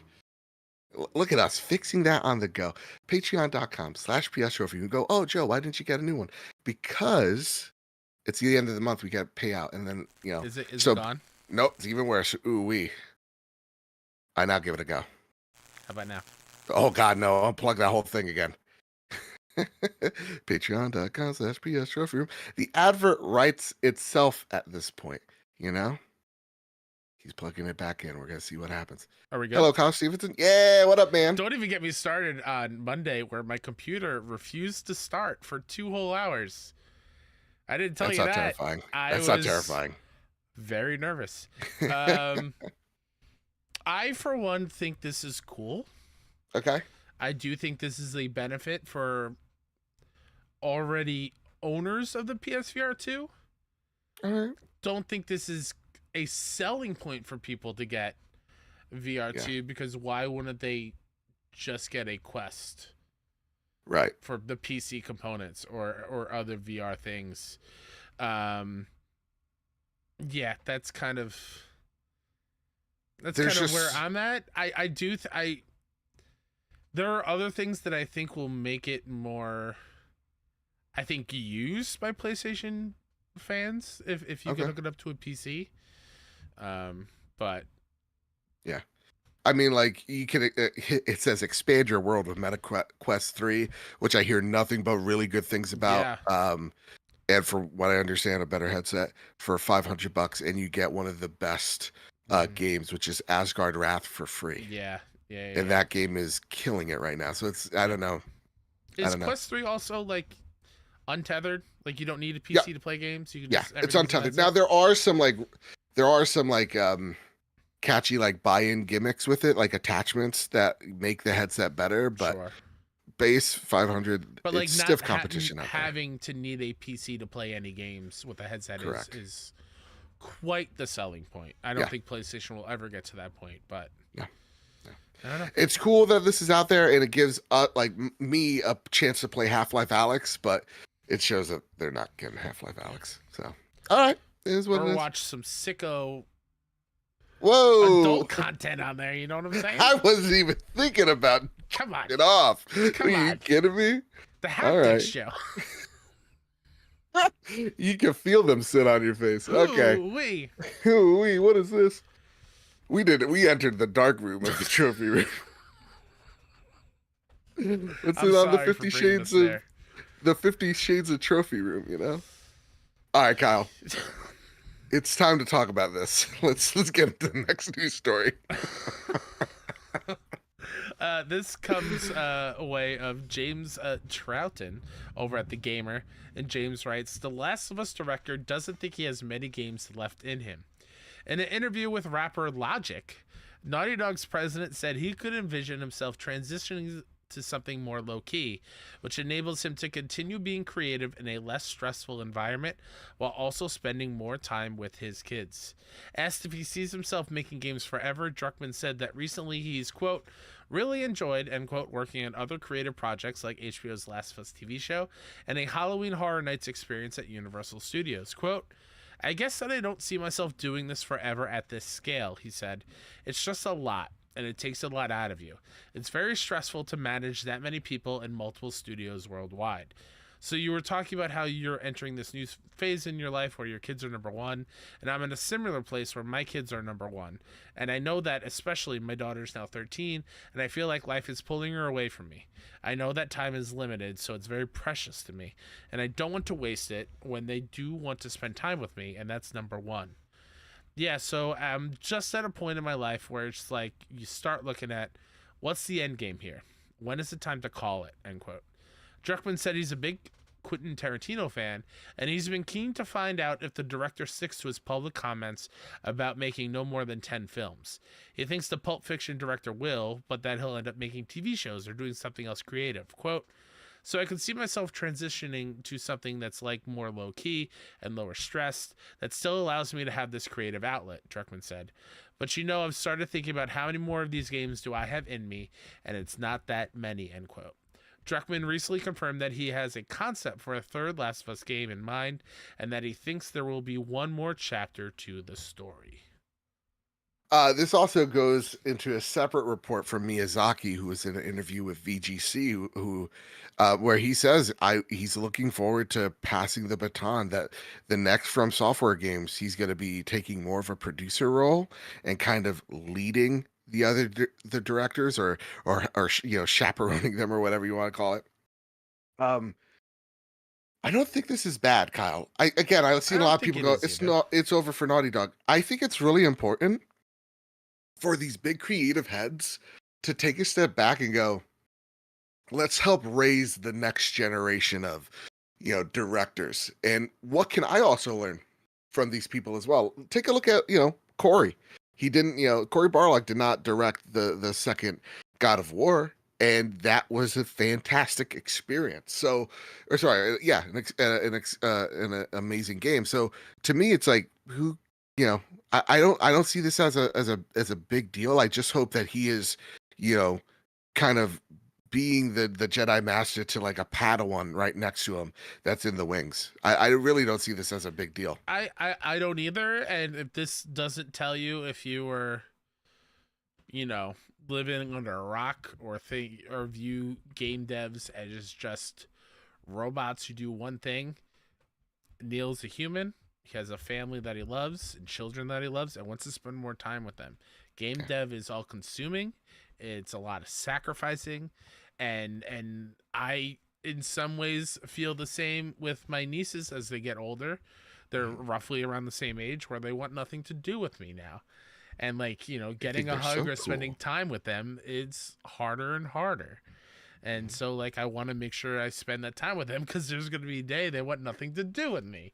That's So fair. I understand where he's coming from and I get that. And I'm also at the point where, and it goes for all things, right? Like I'll be sad when Neil makes his last game because I like Yeah. Neil games, but also just appreciate what he has made for me to experience. Hmm. Like I think we need to be in more of that kind of mindset of just grateful we got to experience the art and whatever the games that he and other game directors or game dev people have made for us. Yeah. I mean, just like Amy Henning was like Yeah. the director at Naughty Dog, and then Neil came in. There will Writer. be I don't another think Neil. Amy directed anything. No, she didn't. She direct the first Naughty Dog. Sorry, the first Uncharted. Did What she? is it? The I first could be Naughty totally Dog, wrong. like an old I man. could be wrong. Yeah. So like to me, I don't see this as a all too big negative at the end of the day. This is again, it changes weird. I get it, but developers are people. Go check out the Grounded 2 doc. It's going to show that. Um, the industry's aging. I don't think that's another thing that people truly realize. Like the average, I think they said like the average console gamer is like 33. Like, oh shit. So like, yeah, it, we're seeing the industry age with us. It's very interesting to see. So that's all I got to say on that. Yep. All right, Kyle. Whoo, we're out of the bummer news. Oh my God, we've made it. Wow. Wow, wow, wow, wow, wow. Ooh, We're here. We made it. So Let's Cannon talk about said that in Final chat, Kyle Fantasy. opened a Throne account for that cable. What's a Throne account? Is that an OnlyFans kind of thing? Whoa, I don't know. Let me do a quick I don't know. search. All right. Okay. I'll read the first review here on the Final Fantasy VII Rebirth review roundup. This comes from Michael Hyam over at IGN. He gave it a 9 out of 10. Final Fantasy VII Rebirth impressively builds off what the remake set in motion. Both best-in-class action RPG, full of exciting challenges, and an awe-inspiring recreation of a world that has meant so much to so many for so long. Kyle Stevenson. Ed Nightingale over at Eurogamer gave it a 4 out of 5. Rebirth is a playful take on an emo classic that's bloated but full of character in a bid to justify its own existence. Ooh wee. Tamor Hussein over at GameSpot gave it a 8.7. Oh, sorry, an 8 out of 10. Why did I say 7? Rebirth keeps its narrative focused on characters while bringing a new dimension to combat, but stumbles on pivotal moments. And Wesley LeBlanc over at Game Informer gave it an 8.5 out of 10. The best of Remake exists in Rebirth, but the various open world areas surrounding it, the parts that make Rebirth unique from its predecessor, sometimes miss the mark. Delicious Morsels writes in. He says, gentlemen, hype check on the eve of Final Fantasy VII Rebirth. We are in the final LOL hours, and I can't wait. I feel sorry for my 30-hour deep playthrough of Persona 3 Reloaded right now, but Final Fantasy VII takes priority. Persona will have to wait until I'm done. Kyle, Hype check for Final Fantasy VII Rebirth. My hype has never been higher. I'm so ready to play. There's a reason I took off these days for PTO. I couldn't be more ready to hop back in this world and to re-experience the game I played when I was a kid on the original PlayStation 1. And again, now with the remake, with now fully have played Crisis Core to understand that part of it, and replaying the original again, like everything is just, it's the perfect storm of hype. I'm just so ready. It's gonna be a big game, so there's gonna be a lot of to savor. 150 to 200 hours to platinum, Kyle. Are you ready? No, I will platinum this game. All right. I don't know if it'll be in a week, but I will platinum this game. Don't you worry about it. Right. I'm so ready. I'm ready to hop in my car in the morning, drive to Best Buy, get my copy and two steelbooks. I'm so ready. Same. Now, Kyle, as someone who's not a big Final Fantasy fan, and even Remake is my first Final Fantasy game, the first one I beat, and I love it. And think Cloud is very attractive. Let's be honest, guys. I start questioning. I don't know what's up and down now. I'm really excited for Rebirth, and I think now more than ever, with all the news, I just want to turn off my phone, throw it to the side, play some Final Fantasy, and make that my next 4 days is just playing that. Also, and trying those to swimsuits.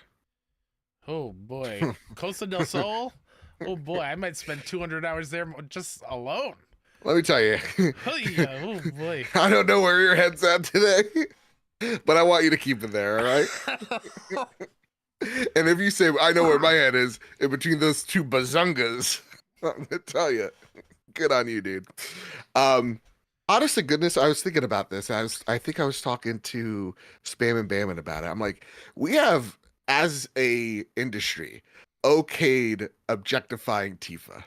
Like, we're like, because usually you would see like an IGN report, right? But you see IGN report like, oh, this is just whatever, and like now it's like Tifa like in a bathing suit. Everybody's like, she's objectively hot. I don't know. I don't know what you want to say. I don't know what to do about it. I don't know. It's like it's okay for that to be horny. You know what I mean? But it's like the exception to the rule. I guess. Yeah. Whatever. Listen, as long as the thirst is respectful, go out there and thirst for the Stellar Blade lady. All right, Kyle. That little clip of Stellar Blade, by the way, of her skating on the sword or whatever that was. Dope. Oh my god, so excited. Where was that in the State of Play trailer? I don't know, but that was dope. That was really good. All right, Kyle. Yeah. I don't know what this next. There's a lot of stuff that I don't understand. Oh, I can read it. Okay, please. This question comes from Fluke23. Good evening, gentlemen. I hope you are both doing well. I hope everyone else listening, watching, are doing great also. We are only hours away from Final Fantasy Rebirth's launch, and honestly, I can't wait. I've managed to dodge most social media and gameplay after watching the State of Play, of course, so I'm very excited to dive deep into the open world and rekindle some amazing childhood memories. For me, Cosmo Canyon, hell yeah, will also hold a place in my heart. Firstly, because Red 13 is my favorite character in the game, and I cannot wait to see how they delve into his backstory more. Same. Secondly, because I spent an age trying to beat that goddamn Gene attack boss, only for a friend to tell me that popping a Phoenix down on him is an instant KO. Correct. On the subject of heartwarming moments, I have a question for the Sony Pony Express. Yeehaw! Hat. By the way, you need to do face makeup soon. That just reminded me. The Golden Saucer will allow you to experience a quote-unquote date night that is based on your friendship level with your teammates. Who will you be wooing the most to secure a date with, and why?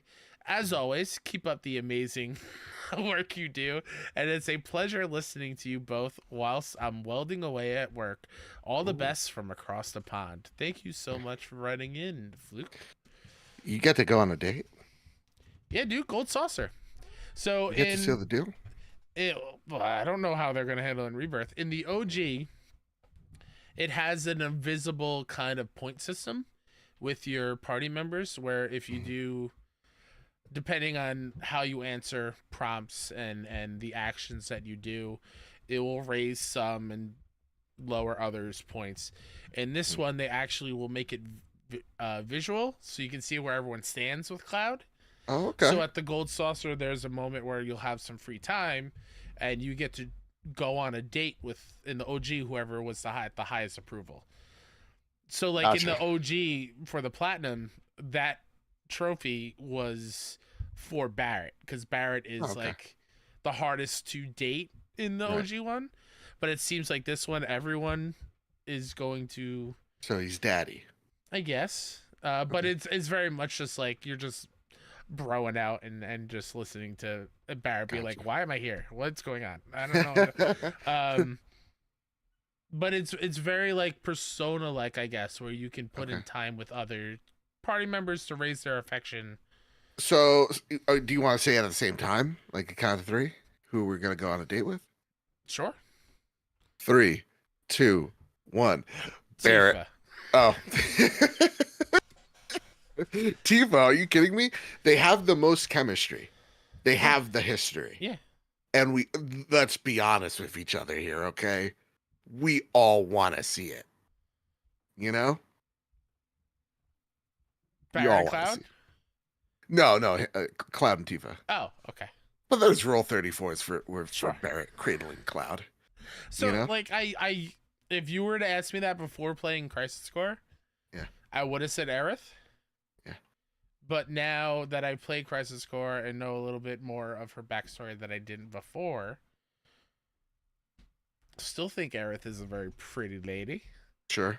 Wow, I went into full Joe there with the pretty lady. I'm pretty sure pretty lady. But I think Tifa is the right choice for Cloud. Okay. But I'm going to see all the dates. I kind of have to for the Platinum, from what I understand. You do? Okay. Fair enough. All right, everybody. Let's start thinking about chairs and wallpaper. Okay? Let's settle down here. Baseball. Oh, shit. There's bats and balls. Something else. Beanbags. No, can't even do that, too. It's time for Flash News. Let's run it out. Gotta run fast. It's math class. They called on me. Jesus. I've been thinking about Tifa. Oh, God. Sea of Thieves players on PS5 will need a Microsoft account to play. This comes from Steven Tortillo over at Game Files. Go sub to his Substack. It's actually the thing that I'm going to do once I get paid next week. He's putting it out there on the line, and he's doing some God's honest journalism over there. Go subscribe. Listen, it is... I mean, subscribe to us, patreon.com/PSReview, but then go over to Steve Tortilla's Substack, and it's like $10 a month or like $100 for the year, and it's actual, like, if you're into journalism here in the games industry, you're getting it from somewhere viable. All right, players link their PlayStation and Microsoft accounts. Logging into Microsoft account will enable cross-platform friend invitations, crew voice chat, proximity chat, and progression. Gosh dang right it is. And gosh dang right, I'm gonna go get that plat. I think I can do it now. I think it's doable. Okay. Sea of Thieves has like 3,000 achievement points or whatever they call it over there. So I think they're gonna whittle it down because PlayStation's weird about it. And I have a lot of the basic ones. I have over 1,500, whatever the fuck you call it on Xbox.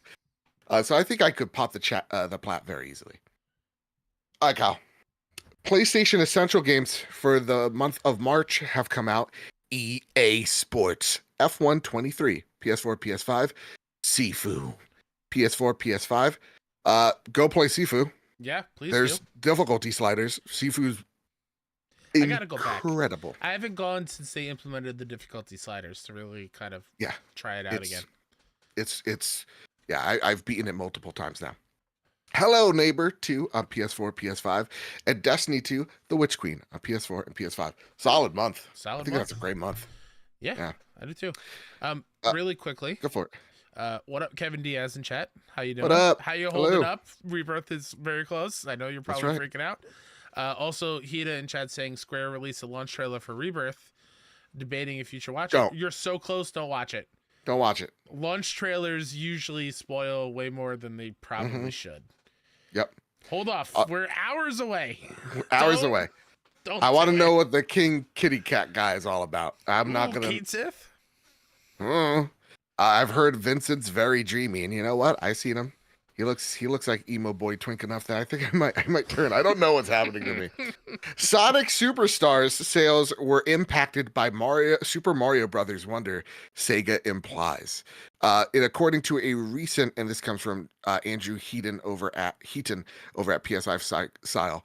According to recent translated Q&A from Sega via VGC, Superstars has been well received by those who have played it. Oof. However, the release of competing titles around the same time has meant the game has fallen short of initial forecasts. I'm going to stop right there. This is the problem that we're seeing. Start releasing your games outside of these windows.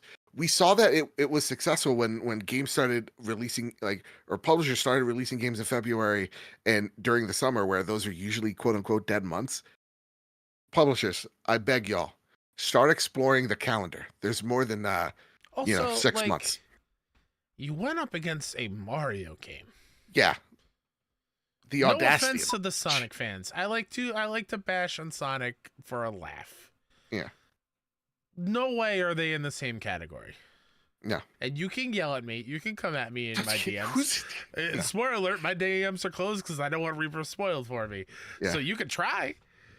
But it's Mario Wonder. It's like a brand new Mario game. No doubt people are going to get that one over Sonic. Yeah. It's like if I was like, I'm going to go fight Mike Tyson. You know how that's going to turn out? I'm going to walk up. I'm not even going to get to say, hey, I want to fight. He's going to go, pop me once. You'll become Glass Joe in that punch out situation. Exactly, dude. All right, Kyle. Really it's time quickly, for... No, really quickly. There's a couple other flash news. Oh. Thank you to Nisa in chat for reminding me. Insomniac Cookies are also doing a Rebirth branding. Where you get a cookie box with some a Rebirth sleeve and some special edition cookies, I think. Is there an Insomniac cookie? You might. I don't have any near me. They're delicious cookies. I don't know. Also, I've had them over at North Carolina. Yeah. Oh my God, they were great. Oh my God, they changed my life. Also, shout out to Remedy for getting the Control IP. They fully own the IP for Control. They got it from 505 Games. Thank you for saying that. Yeah. Loving devs getting control of the IP that they create. You could say they take control. They definitely did. Yes. So that's awesome. I love to hear that. I can't wait to get more control in my life. Yeah, absolutely. Good God, Remedy, God bless you. God bless you. I hope you're all right. I swear to God, the Alan Wake news it's one of the best games ever made. Please play it. Yeah. Buy it at full price. If you're on PC, I know the Epic Game Store sucks. Buy that game. Buy it. It's so good. Please. Okay. What you been playing? More like what you been buying time playing, because we're all waiting for that Final Fantasy VII. Kyle, what you been playing, bro? Balatro. It's been my obsession. I don't even know what the hours spent are. I finally beat a run. Finally, I am now up to 3 complete runs. You keep talking. I actually got to run and get a prop. Yeah. I've done 3 complete runs. I looked at that trophy list. There's no way in hell I'm platinuming this game. There's absolute no shot, because this game is sneakily very difficult and very hard to get specific things to happen, and I just don't think I have that patience. So the platinum trophy in that game won't happen, but it is still the most addicting game I've played in a long time, and please give it a shot. I don't know if they have a game trial on PlayStation, but I believe they do. Just give it a shot and just get sucked in or not. I don't care. I'm just disappointed in you. I'm just gonna say it. You can be disappointed all you want. The way I've been feeling, I don't want to go dive into hell with you. Malevelon Creek fell over the weekend, and you did nothing. They have some brave Helldivers. Okay? Brave Helldivers laid their lives down for democracy, nay, for liberty, for Super Earth, and you're here playing cards? Some may say I'm dodging the draft.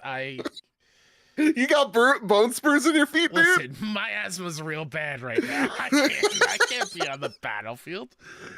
That's fair. All right. Listen, that's where I've been. Again, diving with everybody out there. Okay, Spam and Bam, and he's been my boy this weekend. I got out of work and I texted him. I'm like, we're saving democracy, right? We're gonna go on the level on Creek. We're gonna fall for the honor that is. And God, that game's so incredible, man. It's my current game of the year, and I really don't know if it's gonna be topped. Fair. It's so like there's just like every time there's a new story. Like there's so much that I've done where people are like, remember that time? I'm like, there's been so many. Every match is an epic moment. It's like this. I literally turned around, I saw a nuke drop and then an orbital laser, and it just polluted the skybox in front of me. I was just like, it reminds me of like I'm playing. You're not gonna get this reference, but like on in Rogue One, it's like the Battle of Seraph. Like it's like you're it's like you're on the I love Rogue One.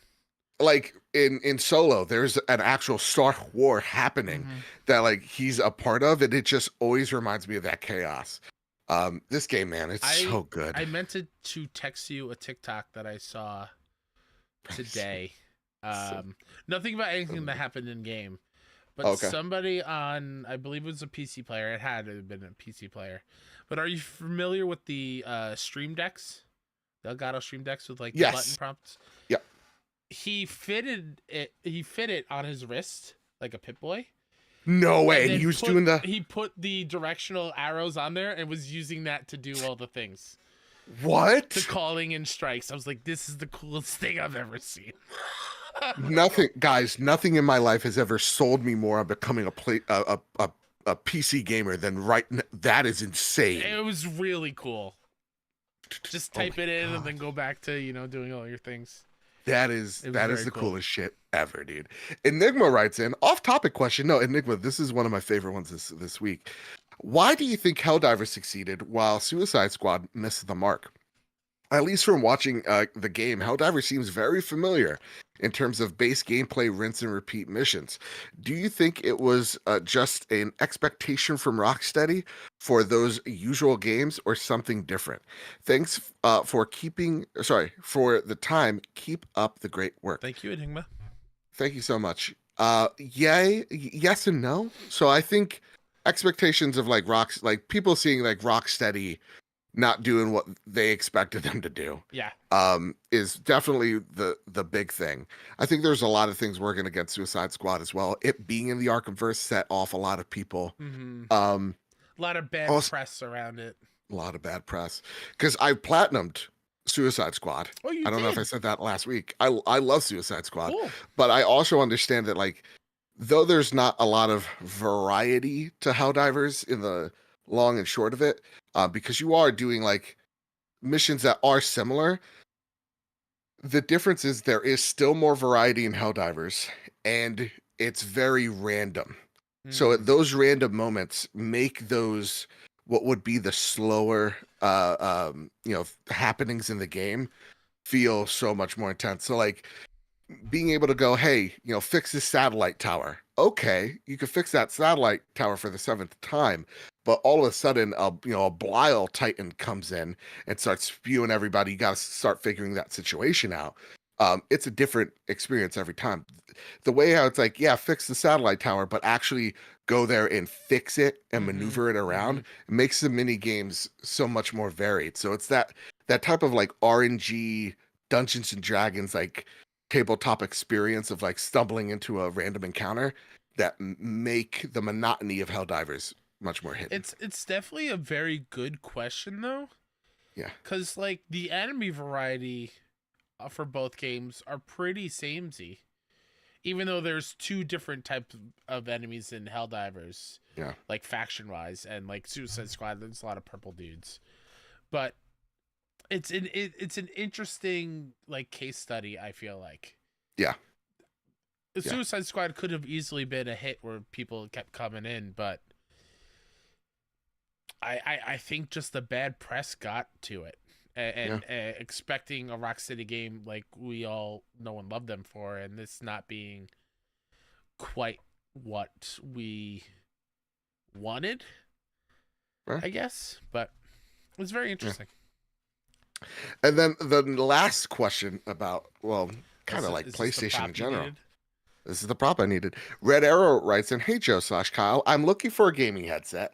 I know the PlayStation Pulse Elite just released. What are the pros and cons of the new headset? Outstanding shows each week. Keep up the amazing podcast." The Red Arrow. Thank you. Thank you, Red. The Pulse Elite. My baby dog Abby got to my Steel Series. Oh no. Rest in power, King. They were amazing headsets. Mm-hmm. And the build quality was amazing. The dog just chewed the mic. So that's on me. The mic was out. I could have done with. She's a lot. Raising a puppy's hard. Dude, she's gotten to every single one of my earbuds except the PlayStation ones. So, like, she's a lot.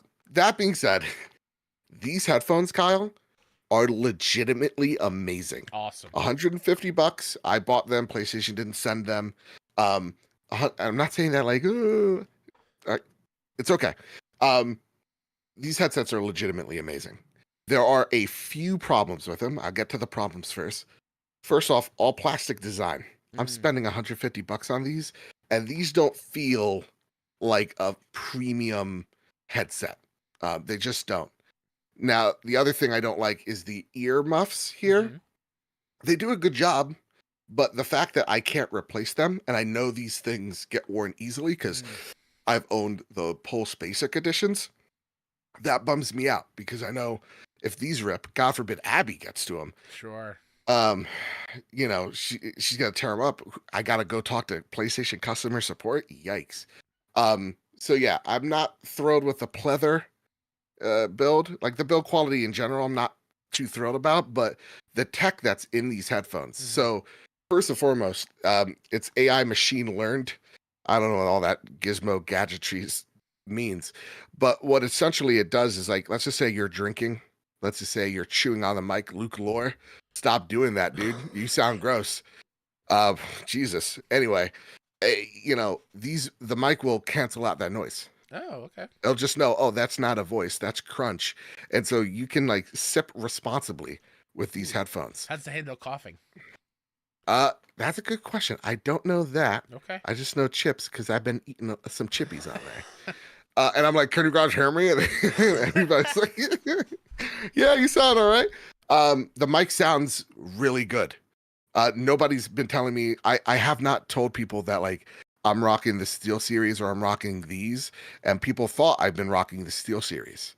So it's not like, oh, Joe, you sound like garbage. You sound really different. This microphone sounds really good. The sound quality themselves, I know all the reviews say, oh, it doesn't have a lot of bass. I'm not a big fan of like drowning bass. I think most gaming headsets have too much. So I actually like the sound quality here, though I would give it up to Steel Series. I think their sound quality is just a tad bit better. But you can right off the bat, through the sound settings, you could, you know, preset whatever type of sound quality or type of sounds that you want. So you could drown out the bass.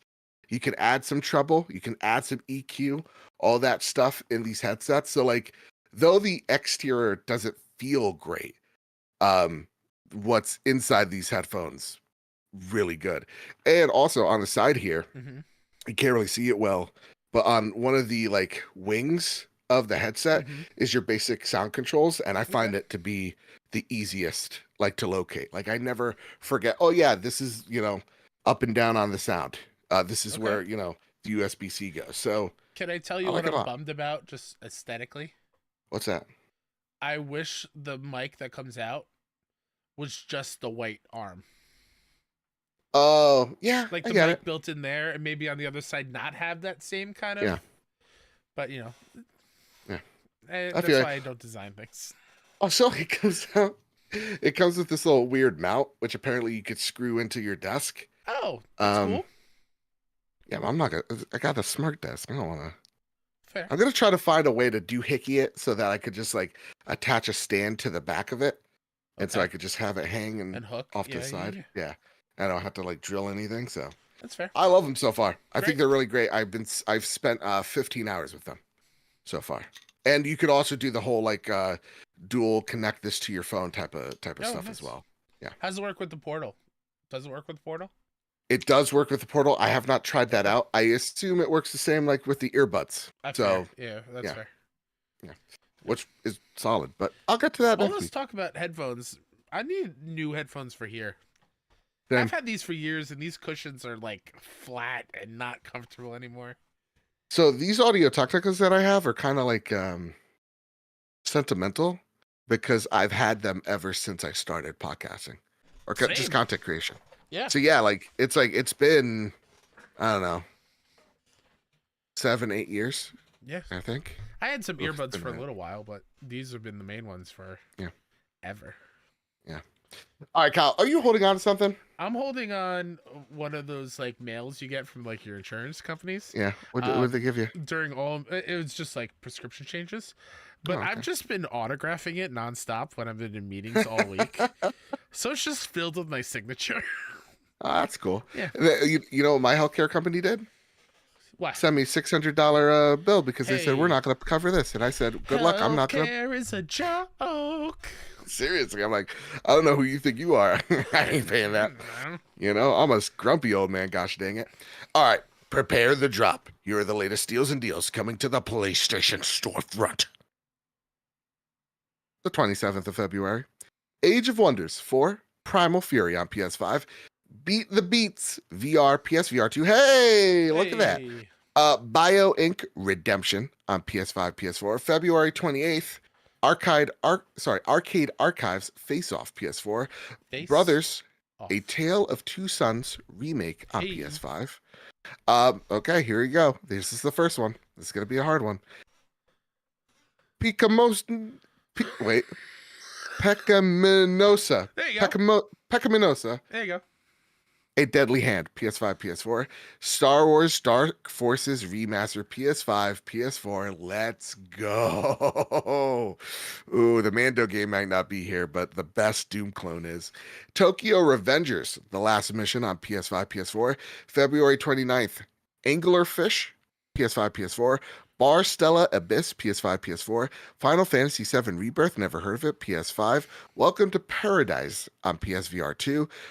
On March 1st, Mediterranean Inferno on PS5, and Euphoria. I see how it's spelled funny though. You see it? Yeah. The Saga 2 on PS5. Ooh, hooey. Now, Kyle, it is time for the last segment, but our favorite segment of the show. Uh-huh. It's time for the Sony Pony Express. Hoo-ha! Hoo-ha? You say hoo-ha? Yeah. It's Al Pacino's version. If he was like a high-pitched voice. Hoo-ha! Hoo-ha! First question comes in from Clearwing XYZ. Hello, guys. Happy Wednesday. My happy question is for the Sony Pony Express. Yeah. What is your favorite piece of food from a video game? Thanks for all you do. Boy, oh boy, man. I mean, Venba. Jeez Louise. Did you hear there That's a might be good-looking DLC for Venba? I know they're making a cookbook. Yeah, right? yeah. I think I read that there might be DLC coming for it. That's awesome. That's a great game. Oh man, favorite food. I mean, anything out of Monster Hunter. You know, I'm gonna go old school, and it's basic. Go for it. Just say it. The pizza from the old school Turtle game. Actually, like the health that's pickup. really convincing. Yeah. It's just nostalgic for me. You know, they have that in Fortnite. Cool. Okay, fair enough. Steph Stimpy writes in. Oh wait, I didn't ask. I thought you did. I thought you did. Also, there's like stew you could get in Return to Castle Wolfenstein. That when I think about food and games, I think about that. Yeah. Just because it's stew. It's like, what did you eat for health? A hearty stew. The fuck? I have to sit down afterwards. I can't keep going. Exactly. All these Nazis are eating stew. It's like, what a weird stereotype for them, you know? These stew-eating Nazis. But yeah, that and Legend of Zelda Breath of the Wild / Tears of the Kingdom. That's some good-looking food, Fair. you know? Yeah. Shout out to the strawberries from Celeste as well. Oh, good pick, good pick. Steph Stimpy writes in, as Helldivers 2 is loosely inspired by Starship Troopers, which other games would you like to see that are based on or inspired by films? Keep up the excellent work. Cheers. Kyle, what say you? I have one that's pretty close to Helldivers and Starship Troopers. Mm-hmm. And please, everyone yell at me if I'm wrong here. Okay. How is there not a Mars Attack game? Oh my god, I think there is one. I think they announced it. Let's see. Mars. I know we're getting Killer Clowns from Outer Space. Yep, Miles is working on that. Awesome. For the show. I just feel like or like an Independence Day game. Like a good one. Oh my god, how did we not get that? Yeah, right? I mean, like, let's go back. Ooh, like we've gotten a RoboCop. Firefly, that'd be dope. Firefly for the 7 people out there. How dare you? That's a great show. All right, I'll take your word for it. But like, there's so many of the. I mean, what do they have a Rambo game? Probably. Yes, do, right? they do. It's bad. It's not great. Yeah. All right. Well, what if they made a good one? Like a really good Predator game, like a really good oh my god, dude! If they made it Aliens in the vein of, you know how awesome that would be. I mean, like the Bile Titans kind of like that already. It's kind of got the Queen vibe. Yeah. But yeah, man. Oh my god. Did you know, because I put the Fantasy Critic like bot in the Discord, apparently a very good Terminator game just came out this week. Yeah. And it's scoring very high. I think it's a DLC, perhaps. For what? Yeah. There was a Terminator game. Like I forget what it's called, but like, yeah. And it got DLC? Probably. Yeah, Terminator Resistance. There you go. Oh. I have it. I bought it on super sale, so probably a DLC that came out. Yeah, but apparently the DLC came out. It's pretty good. I mean, there's so much. I mean, I would love. You know what's a really different one? And shout out to Katie, because she put out a tweet and I was just like, this resonates with me. A good Sons of Anarchy game, like give Ben Sons of Anarchy. Fair. Ooh, Fair. Deep RPG mechanics, like we're talking like Mafia-esque. Oh yeah, man. I can't not continue to the next question. Succession, a Telltale game. Oh, there you go. Yeah. I know we got an NES game of it. Okay. I know we even got a sequel in game form, but not movie form. What's that?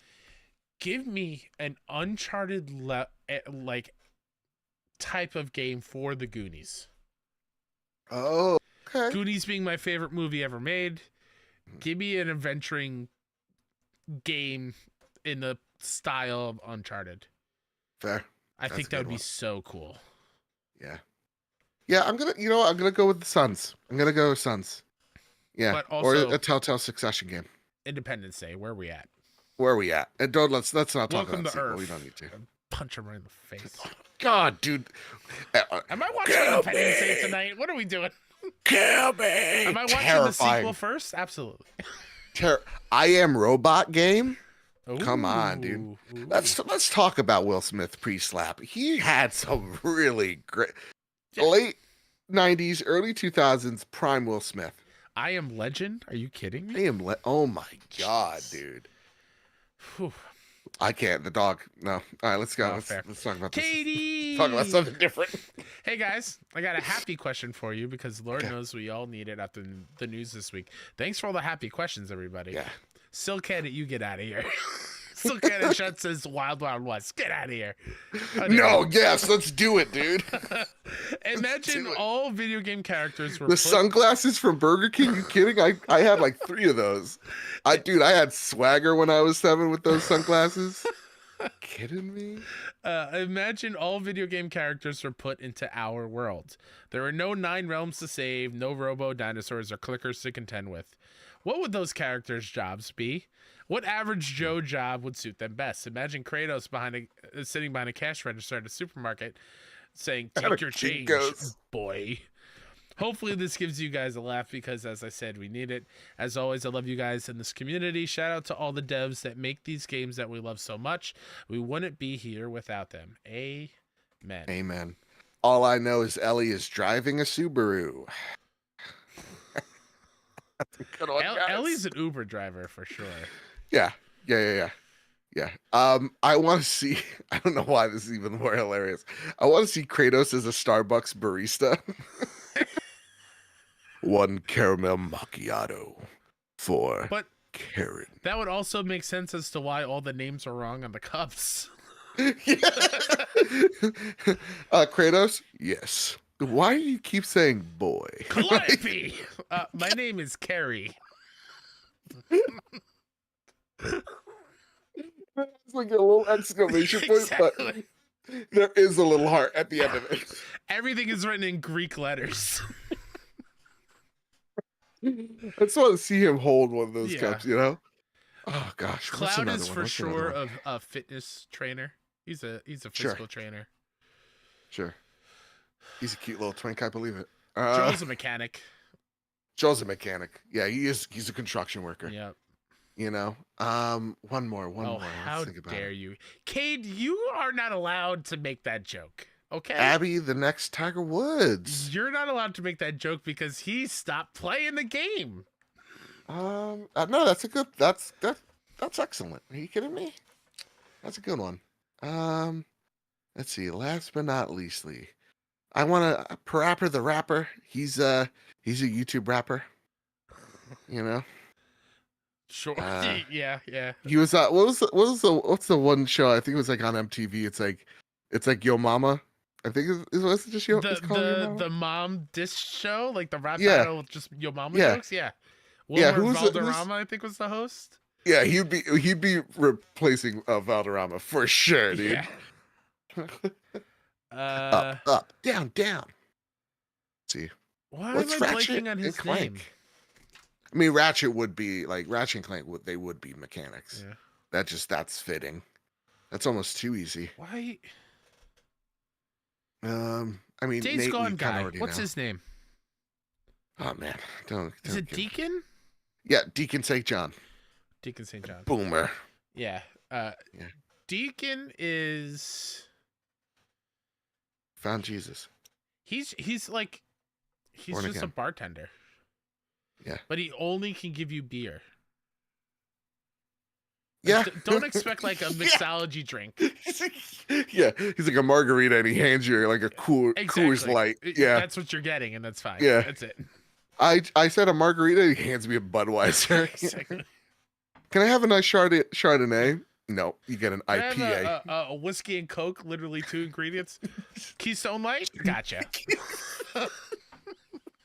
And then like you ask for like a Coors Light, and he's like, or no, like a Corona. He's like, that's piss water, and he just hands you something else. Exactly. I'm trying Like, to think of some villains. Yeah. Ooh, that's a good one. Like Sephiroth, Sony's Uh, CEO. Jesus, right? He'd be some like model, you know? Oh, Got the long yeah. hair and the silly outfits to do it. Absolutely. I feel like this sword is so exaggerated.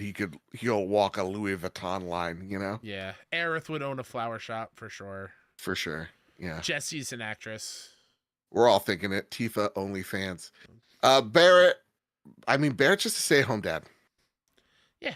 And he loves it, dude. He loves it. You kidding me? Aloy lives off the land. She doesn't work. She's a hippie. Yep. Yeah, there you go. That's a All great right, Kyle. question. I like those. That's a great question. Stingray X writes in, question for the ponies out there. Mhm. You put a squad of 4 PlayStation characters into Helldivers 2. Who do you got to save democracy? All right, let's get a list of the villains. You know, first and foremost, who's leading the squad of these villains, right? So, do we get Zeus in there? Like, do we get? Ooh, You know, think about it. maybe. I can Um, see it. No. I'm going with, if we're taking only one from the God of War franchise. Yeah. I don't want to say Thor. I don't want to say Odin. no, this is easy. Let's do Heimdall from Ragnarok. Okay. Oh God, yeah, that's perfect. I want to beat the shit out of that kid. Let's say Heimdall's definitely in this squad Yeah. of Helldivers. Nefarious, Ooh, okay. Ratchet and Clank. I like Let's that. go. I like that. We'd be fighting Chimera. That was Yeah.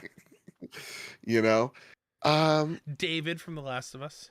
David from The Last of Us. I was thinking Uncharted, but yeah, David from The Last of Us. Goddamn creep. Oh, like Um, Rafe yeah, like from Wraith. 4? Yeah, Rafe he's a wouldn't be good villain. bad. David is just the fodder. Like he's Yeah. just the infantry. What about Chloe? Can we give Chloe some love? Oh, I we know can give Chloe all the love, but she's not yeah, really a villain. but she plays both sides really well. Yeah. A little bit of good, like she's the morality of the squad. Sure. Yeah, she's Alright, the fair oh enough. my god, I'm blanking. The Garcia of aliens? The Vasquez? Which one am I? Oh, The one with the minigun. yeah, Garcia. Garcia. Man, I Yeah, nailed it. yeah, or Yeah. Alvarez, one of the two. Yeah, Yeah, one of those. one of those. Yeah, I'll allow it. I like that squad. Yeah, that's a good squad. That's a good squad. Okay. Una writes in, "Hey guys, hope you both are doing well and happy Rebirth launch date. My question this week is, what is a mini game that you were not sold on first, but then started to like it? I've been focusing on Like a Dragon Infinite Wealth, and this past week I did almost all of Dondoko Island, which is the Animal Crossing style mini game. And while at first I was not into it, it kept pulling me in till I completed it. So I throw the ball to you guys. What's a mini game you came around on?" I hear the Dandoko Island is something else. Like it's really good. One of these days I'll get into Yakuza. It's just not now. I'm thinking maybe like in May. No, June. don't do that. I was very tempted. It's $40 right now. I know, but I'm like, we I don't know what I'm not. other games are coming. Exactly. You're right. You're right. I don't know. Mini games usually just don't speak to me. I'm doing them for trophies and I'm one and done. So like Strike is surprisingly good. Strike in is Horizon. great. I like Strike. Yeah, but like that's about it. Did not love. What is it called in Sea of Stars? The board game with the figurines. Oh, I know what you're talking about, but yeah. Wheels. Okay. Didn't love Wheels. Wheels at first, but then I became obsessed with it. I love Wheels and Sea of Stars, and as much as I'd like to say I didn't like this at first, that's a lie. I love Blitzball from Final Fantasy X with all my heart. Fair. I would easily take a full-on Blitzball game on its own. It's awesome. And shout out to all the Final Fantasy card games. I cannot wait for the Rebirth one. Oh my god, I can't wait. Ooh, hooey. And our last question of the Sony Pony Express. Yeah. Sindual writes in, happy question. In 30 to 40 years, when surrounded by your grandchildren, what would be the greatest gaming or otherwise accomplishment that you would tell them of? I'm on my deathbed, dude. Mm-hmm. I got my family surrounded me. Mm-hmm. I grab little Joe Jr., the third. I bring him in. I go, I'm sorry about all that toxic air outside, because let's be honest, 30, 40 years, we're living in bubbles. Literal house bubbles. I bring him in. I go, boy, let me tell you about that. Boy, let me tell you something before I go. Grab him by his shirt, bring him in. I platinumed Elden Ring twice in the same year. How'd I know that's what you're going to say? Same year, boy. And I touch his face. I just go, carry on my memory. Yeah. And I slowly die. And it's fucking tragic. Everybody's crying, and I am played out by the Elden Ring theme. See, this is what Grandpop wanted. Yeah. I'm going to keep it gaming focused because I'll get too serious and cry if I do other like real life accomplishments. Sure. Oh, me, it'd be like absolutely nothing. I platinumed out. It'll be on my tombstone. Live, laugh, Elden Ring platted twice. I'll have all my grandchildren around me, family, friends. And I will say it's also trophy related. Okay. I am the first to platinum MLB The Show 23. That's right. As well as the indie game Foregone. Ooh. I've done it twice. Done it twice. I'll do it again. And then he's like, "What's a platinum, Grandpapa? How dare PlayStation's dead." Like, what? It died in 2029. No. You just realize you have dementia and you forget again. Joe, I'm gonna be so mad at you when we're doing this in 2029 and PlayStation is dead? It's not. It's not. Everything's fine. That's 5 years away, Joe. It's Kyle. Joe, Then don't put everybody. don't put that evil on me, Ricky Bobby. Again, it's like at the end of the day, everything is fine. Take some deep breaths. Take some deep breaths. We're in a bubble. People will come back to games. It's okay. And again, we got to play the line of like, what's happening sucks. And we're not going to give those people an out for like, oh, well, it's just them. Like they overcalculated in during Joe, the COVID you're era. taking that joke way too seriously. Oh, okay. I'm sorry. But I'm just saying. Let me finish the point. It's like those people. Like the blame doesn't go. All right, they overshot expectations. It's like anybody with a brain should have known that like that wasn't going to work out the way they did. But like again, 2029, you're going to be playing your PlayStation 6, cruising on your hoverboard in Santa Monica, boardwalk. So you're going to be fine. Okay, I moved all the way out to California. You're very successful. You actually made it into the Bitcoin business. Oh man. Yeah. Mm-hmm. I can't wait to realize what triggered me to go down that road. Yeah, you got your blue check mark and you got the Apple Vision Pro Pros Plus.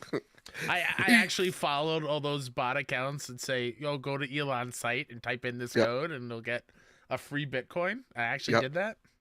And you did it, dude. You won. Spoiler alert, don't do that, friends. Don't do that. He's telling you to invest. Nope, I am not. I'm going to help you here, Kyle. Invest in yourselves, not Bitcoin. It's fair. Is it still a thing? I don't know. Kyle, listen, that's been the trophy room this week. All right. We made it. This felt therapeutic. Yeah. I think we did a good job here today. Yeah. Everything's going to be okay. Yeah. That said, Kyle, you are doing big things. You were literally on Inside Gaming. How wild is that? Tell everybody where they can find you. Spotlight your stuff, sir. Spotlight what 6-1 Indie. I've been saying this for repeat now for years. Y'all are doing things that like other people just dream of. So I don't want to hear this like self-doubt nonsense. Because you're onto something big, bud. Thank you. I appreciate that. You can follow me on the internet at Mr. KSET pretty much everywhere. One of these days I'll drop into Helldivers with you, Joe, and the community. One of these days. Rebirth's here though. I don't know. No, I don't expect that. Not this week. Not even next. Yeah, who knows? Like Joe said, 6-1 Indies popping off. I don't know if I said it last week. I can't remember when we announced it. But we joined forces with Vicarious PR. We're now under that family. That's where I do work during my day job. So we're still our dumb selves. We still are going to, like I said, be our dumb selves and talk the way we talk and cover what we want and just celebrate indie games. Nothing's changing. They're just helping make our showcase streams even more possible. And in addition, the Indie Game Awards presented by 6-1 Indie is something we are doing this year to celebrate the indie games and the devs who make them. As Joe mentioned, I was on Inside Gaming with Mike, and we just talked about the Indie Game Awards, our showcases, what indie games mean to us, how we started, all that jazz. So you can go check that out over there. Second part of me joining the Left Behind Club went live today for Final Fantasy VII Remake. So go check that out and give it a listen to warm me up for Rebirth. And yeah, showcases in full effect and full production. We did 10 interviews with devs this week. Oh, hot damn. I will spoil a little something, everybody. Yeah, something. Oh, okay. One of the games was made by a high schooler. Ooh. Who's currently still in high school. Ooh. We interviewed him today before he went to high school. That's awesome. Wild. That's wild. Wild. And it's so crazy that he's making Silk Song. That's nuts. We found him, everybody. We found him. That's why he's. We found Team Cherry. That's why he's taking so goddamn long. He's in home economics. Exactly. You kidding me? Stop making the pies. Start making this game. Goddamn it! I don't care what Jesse in seventh period's been saying about. Just start finishing this gosh dang game.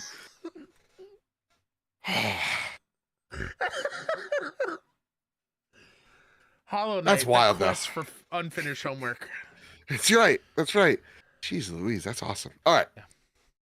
Children are our future. Everybody, you can follow me over at Mr. Badbit, where you can yell at me like so many people have been doing the past few days. It's nuts.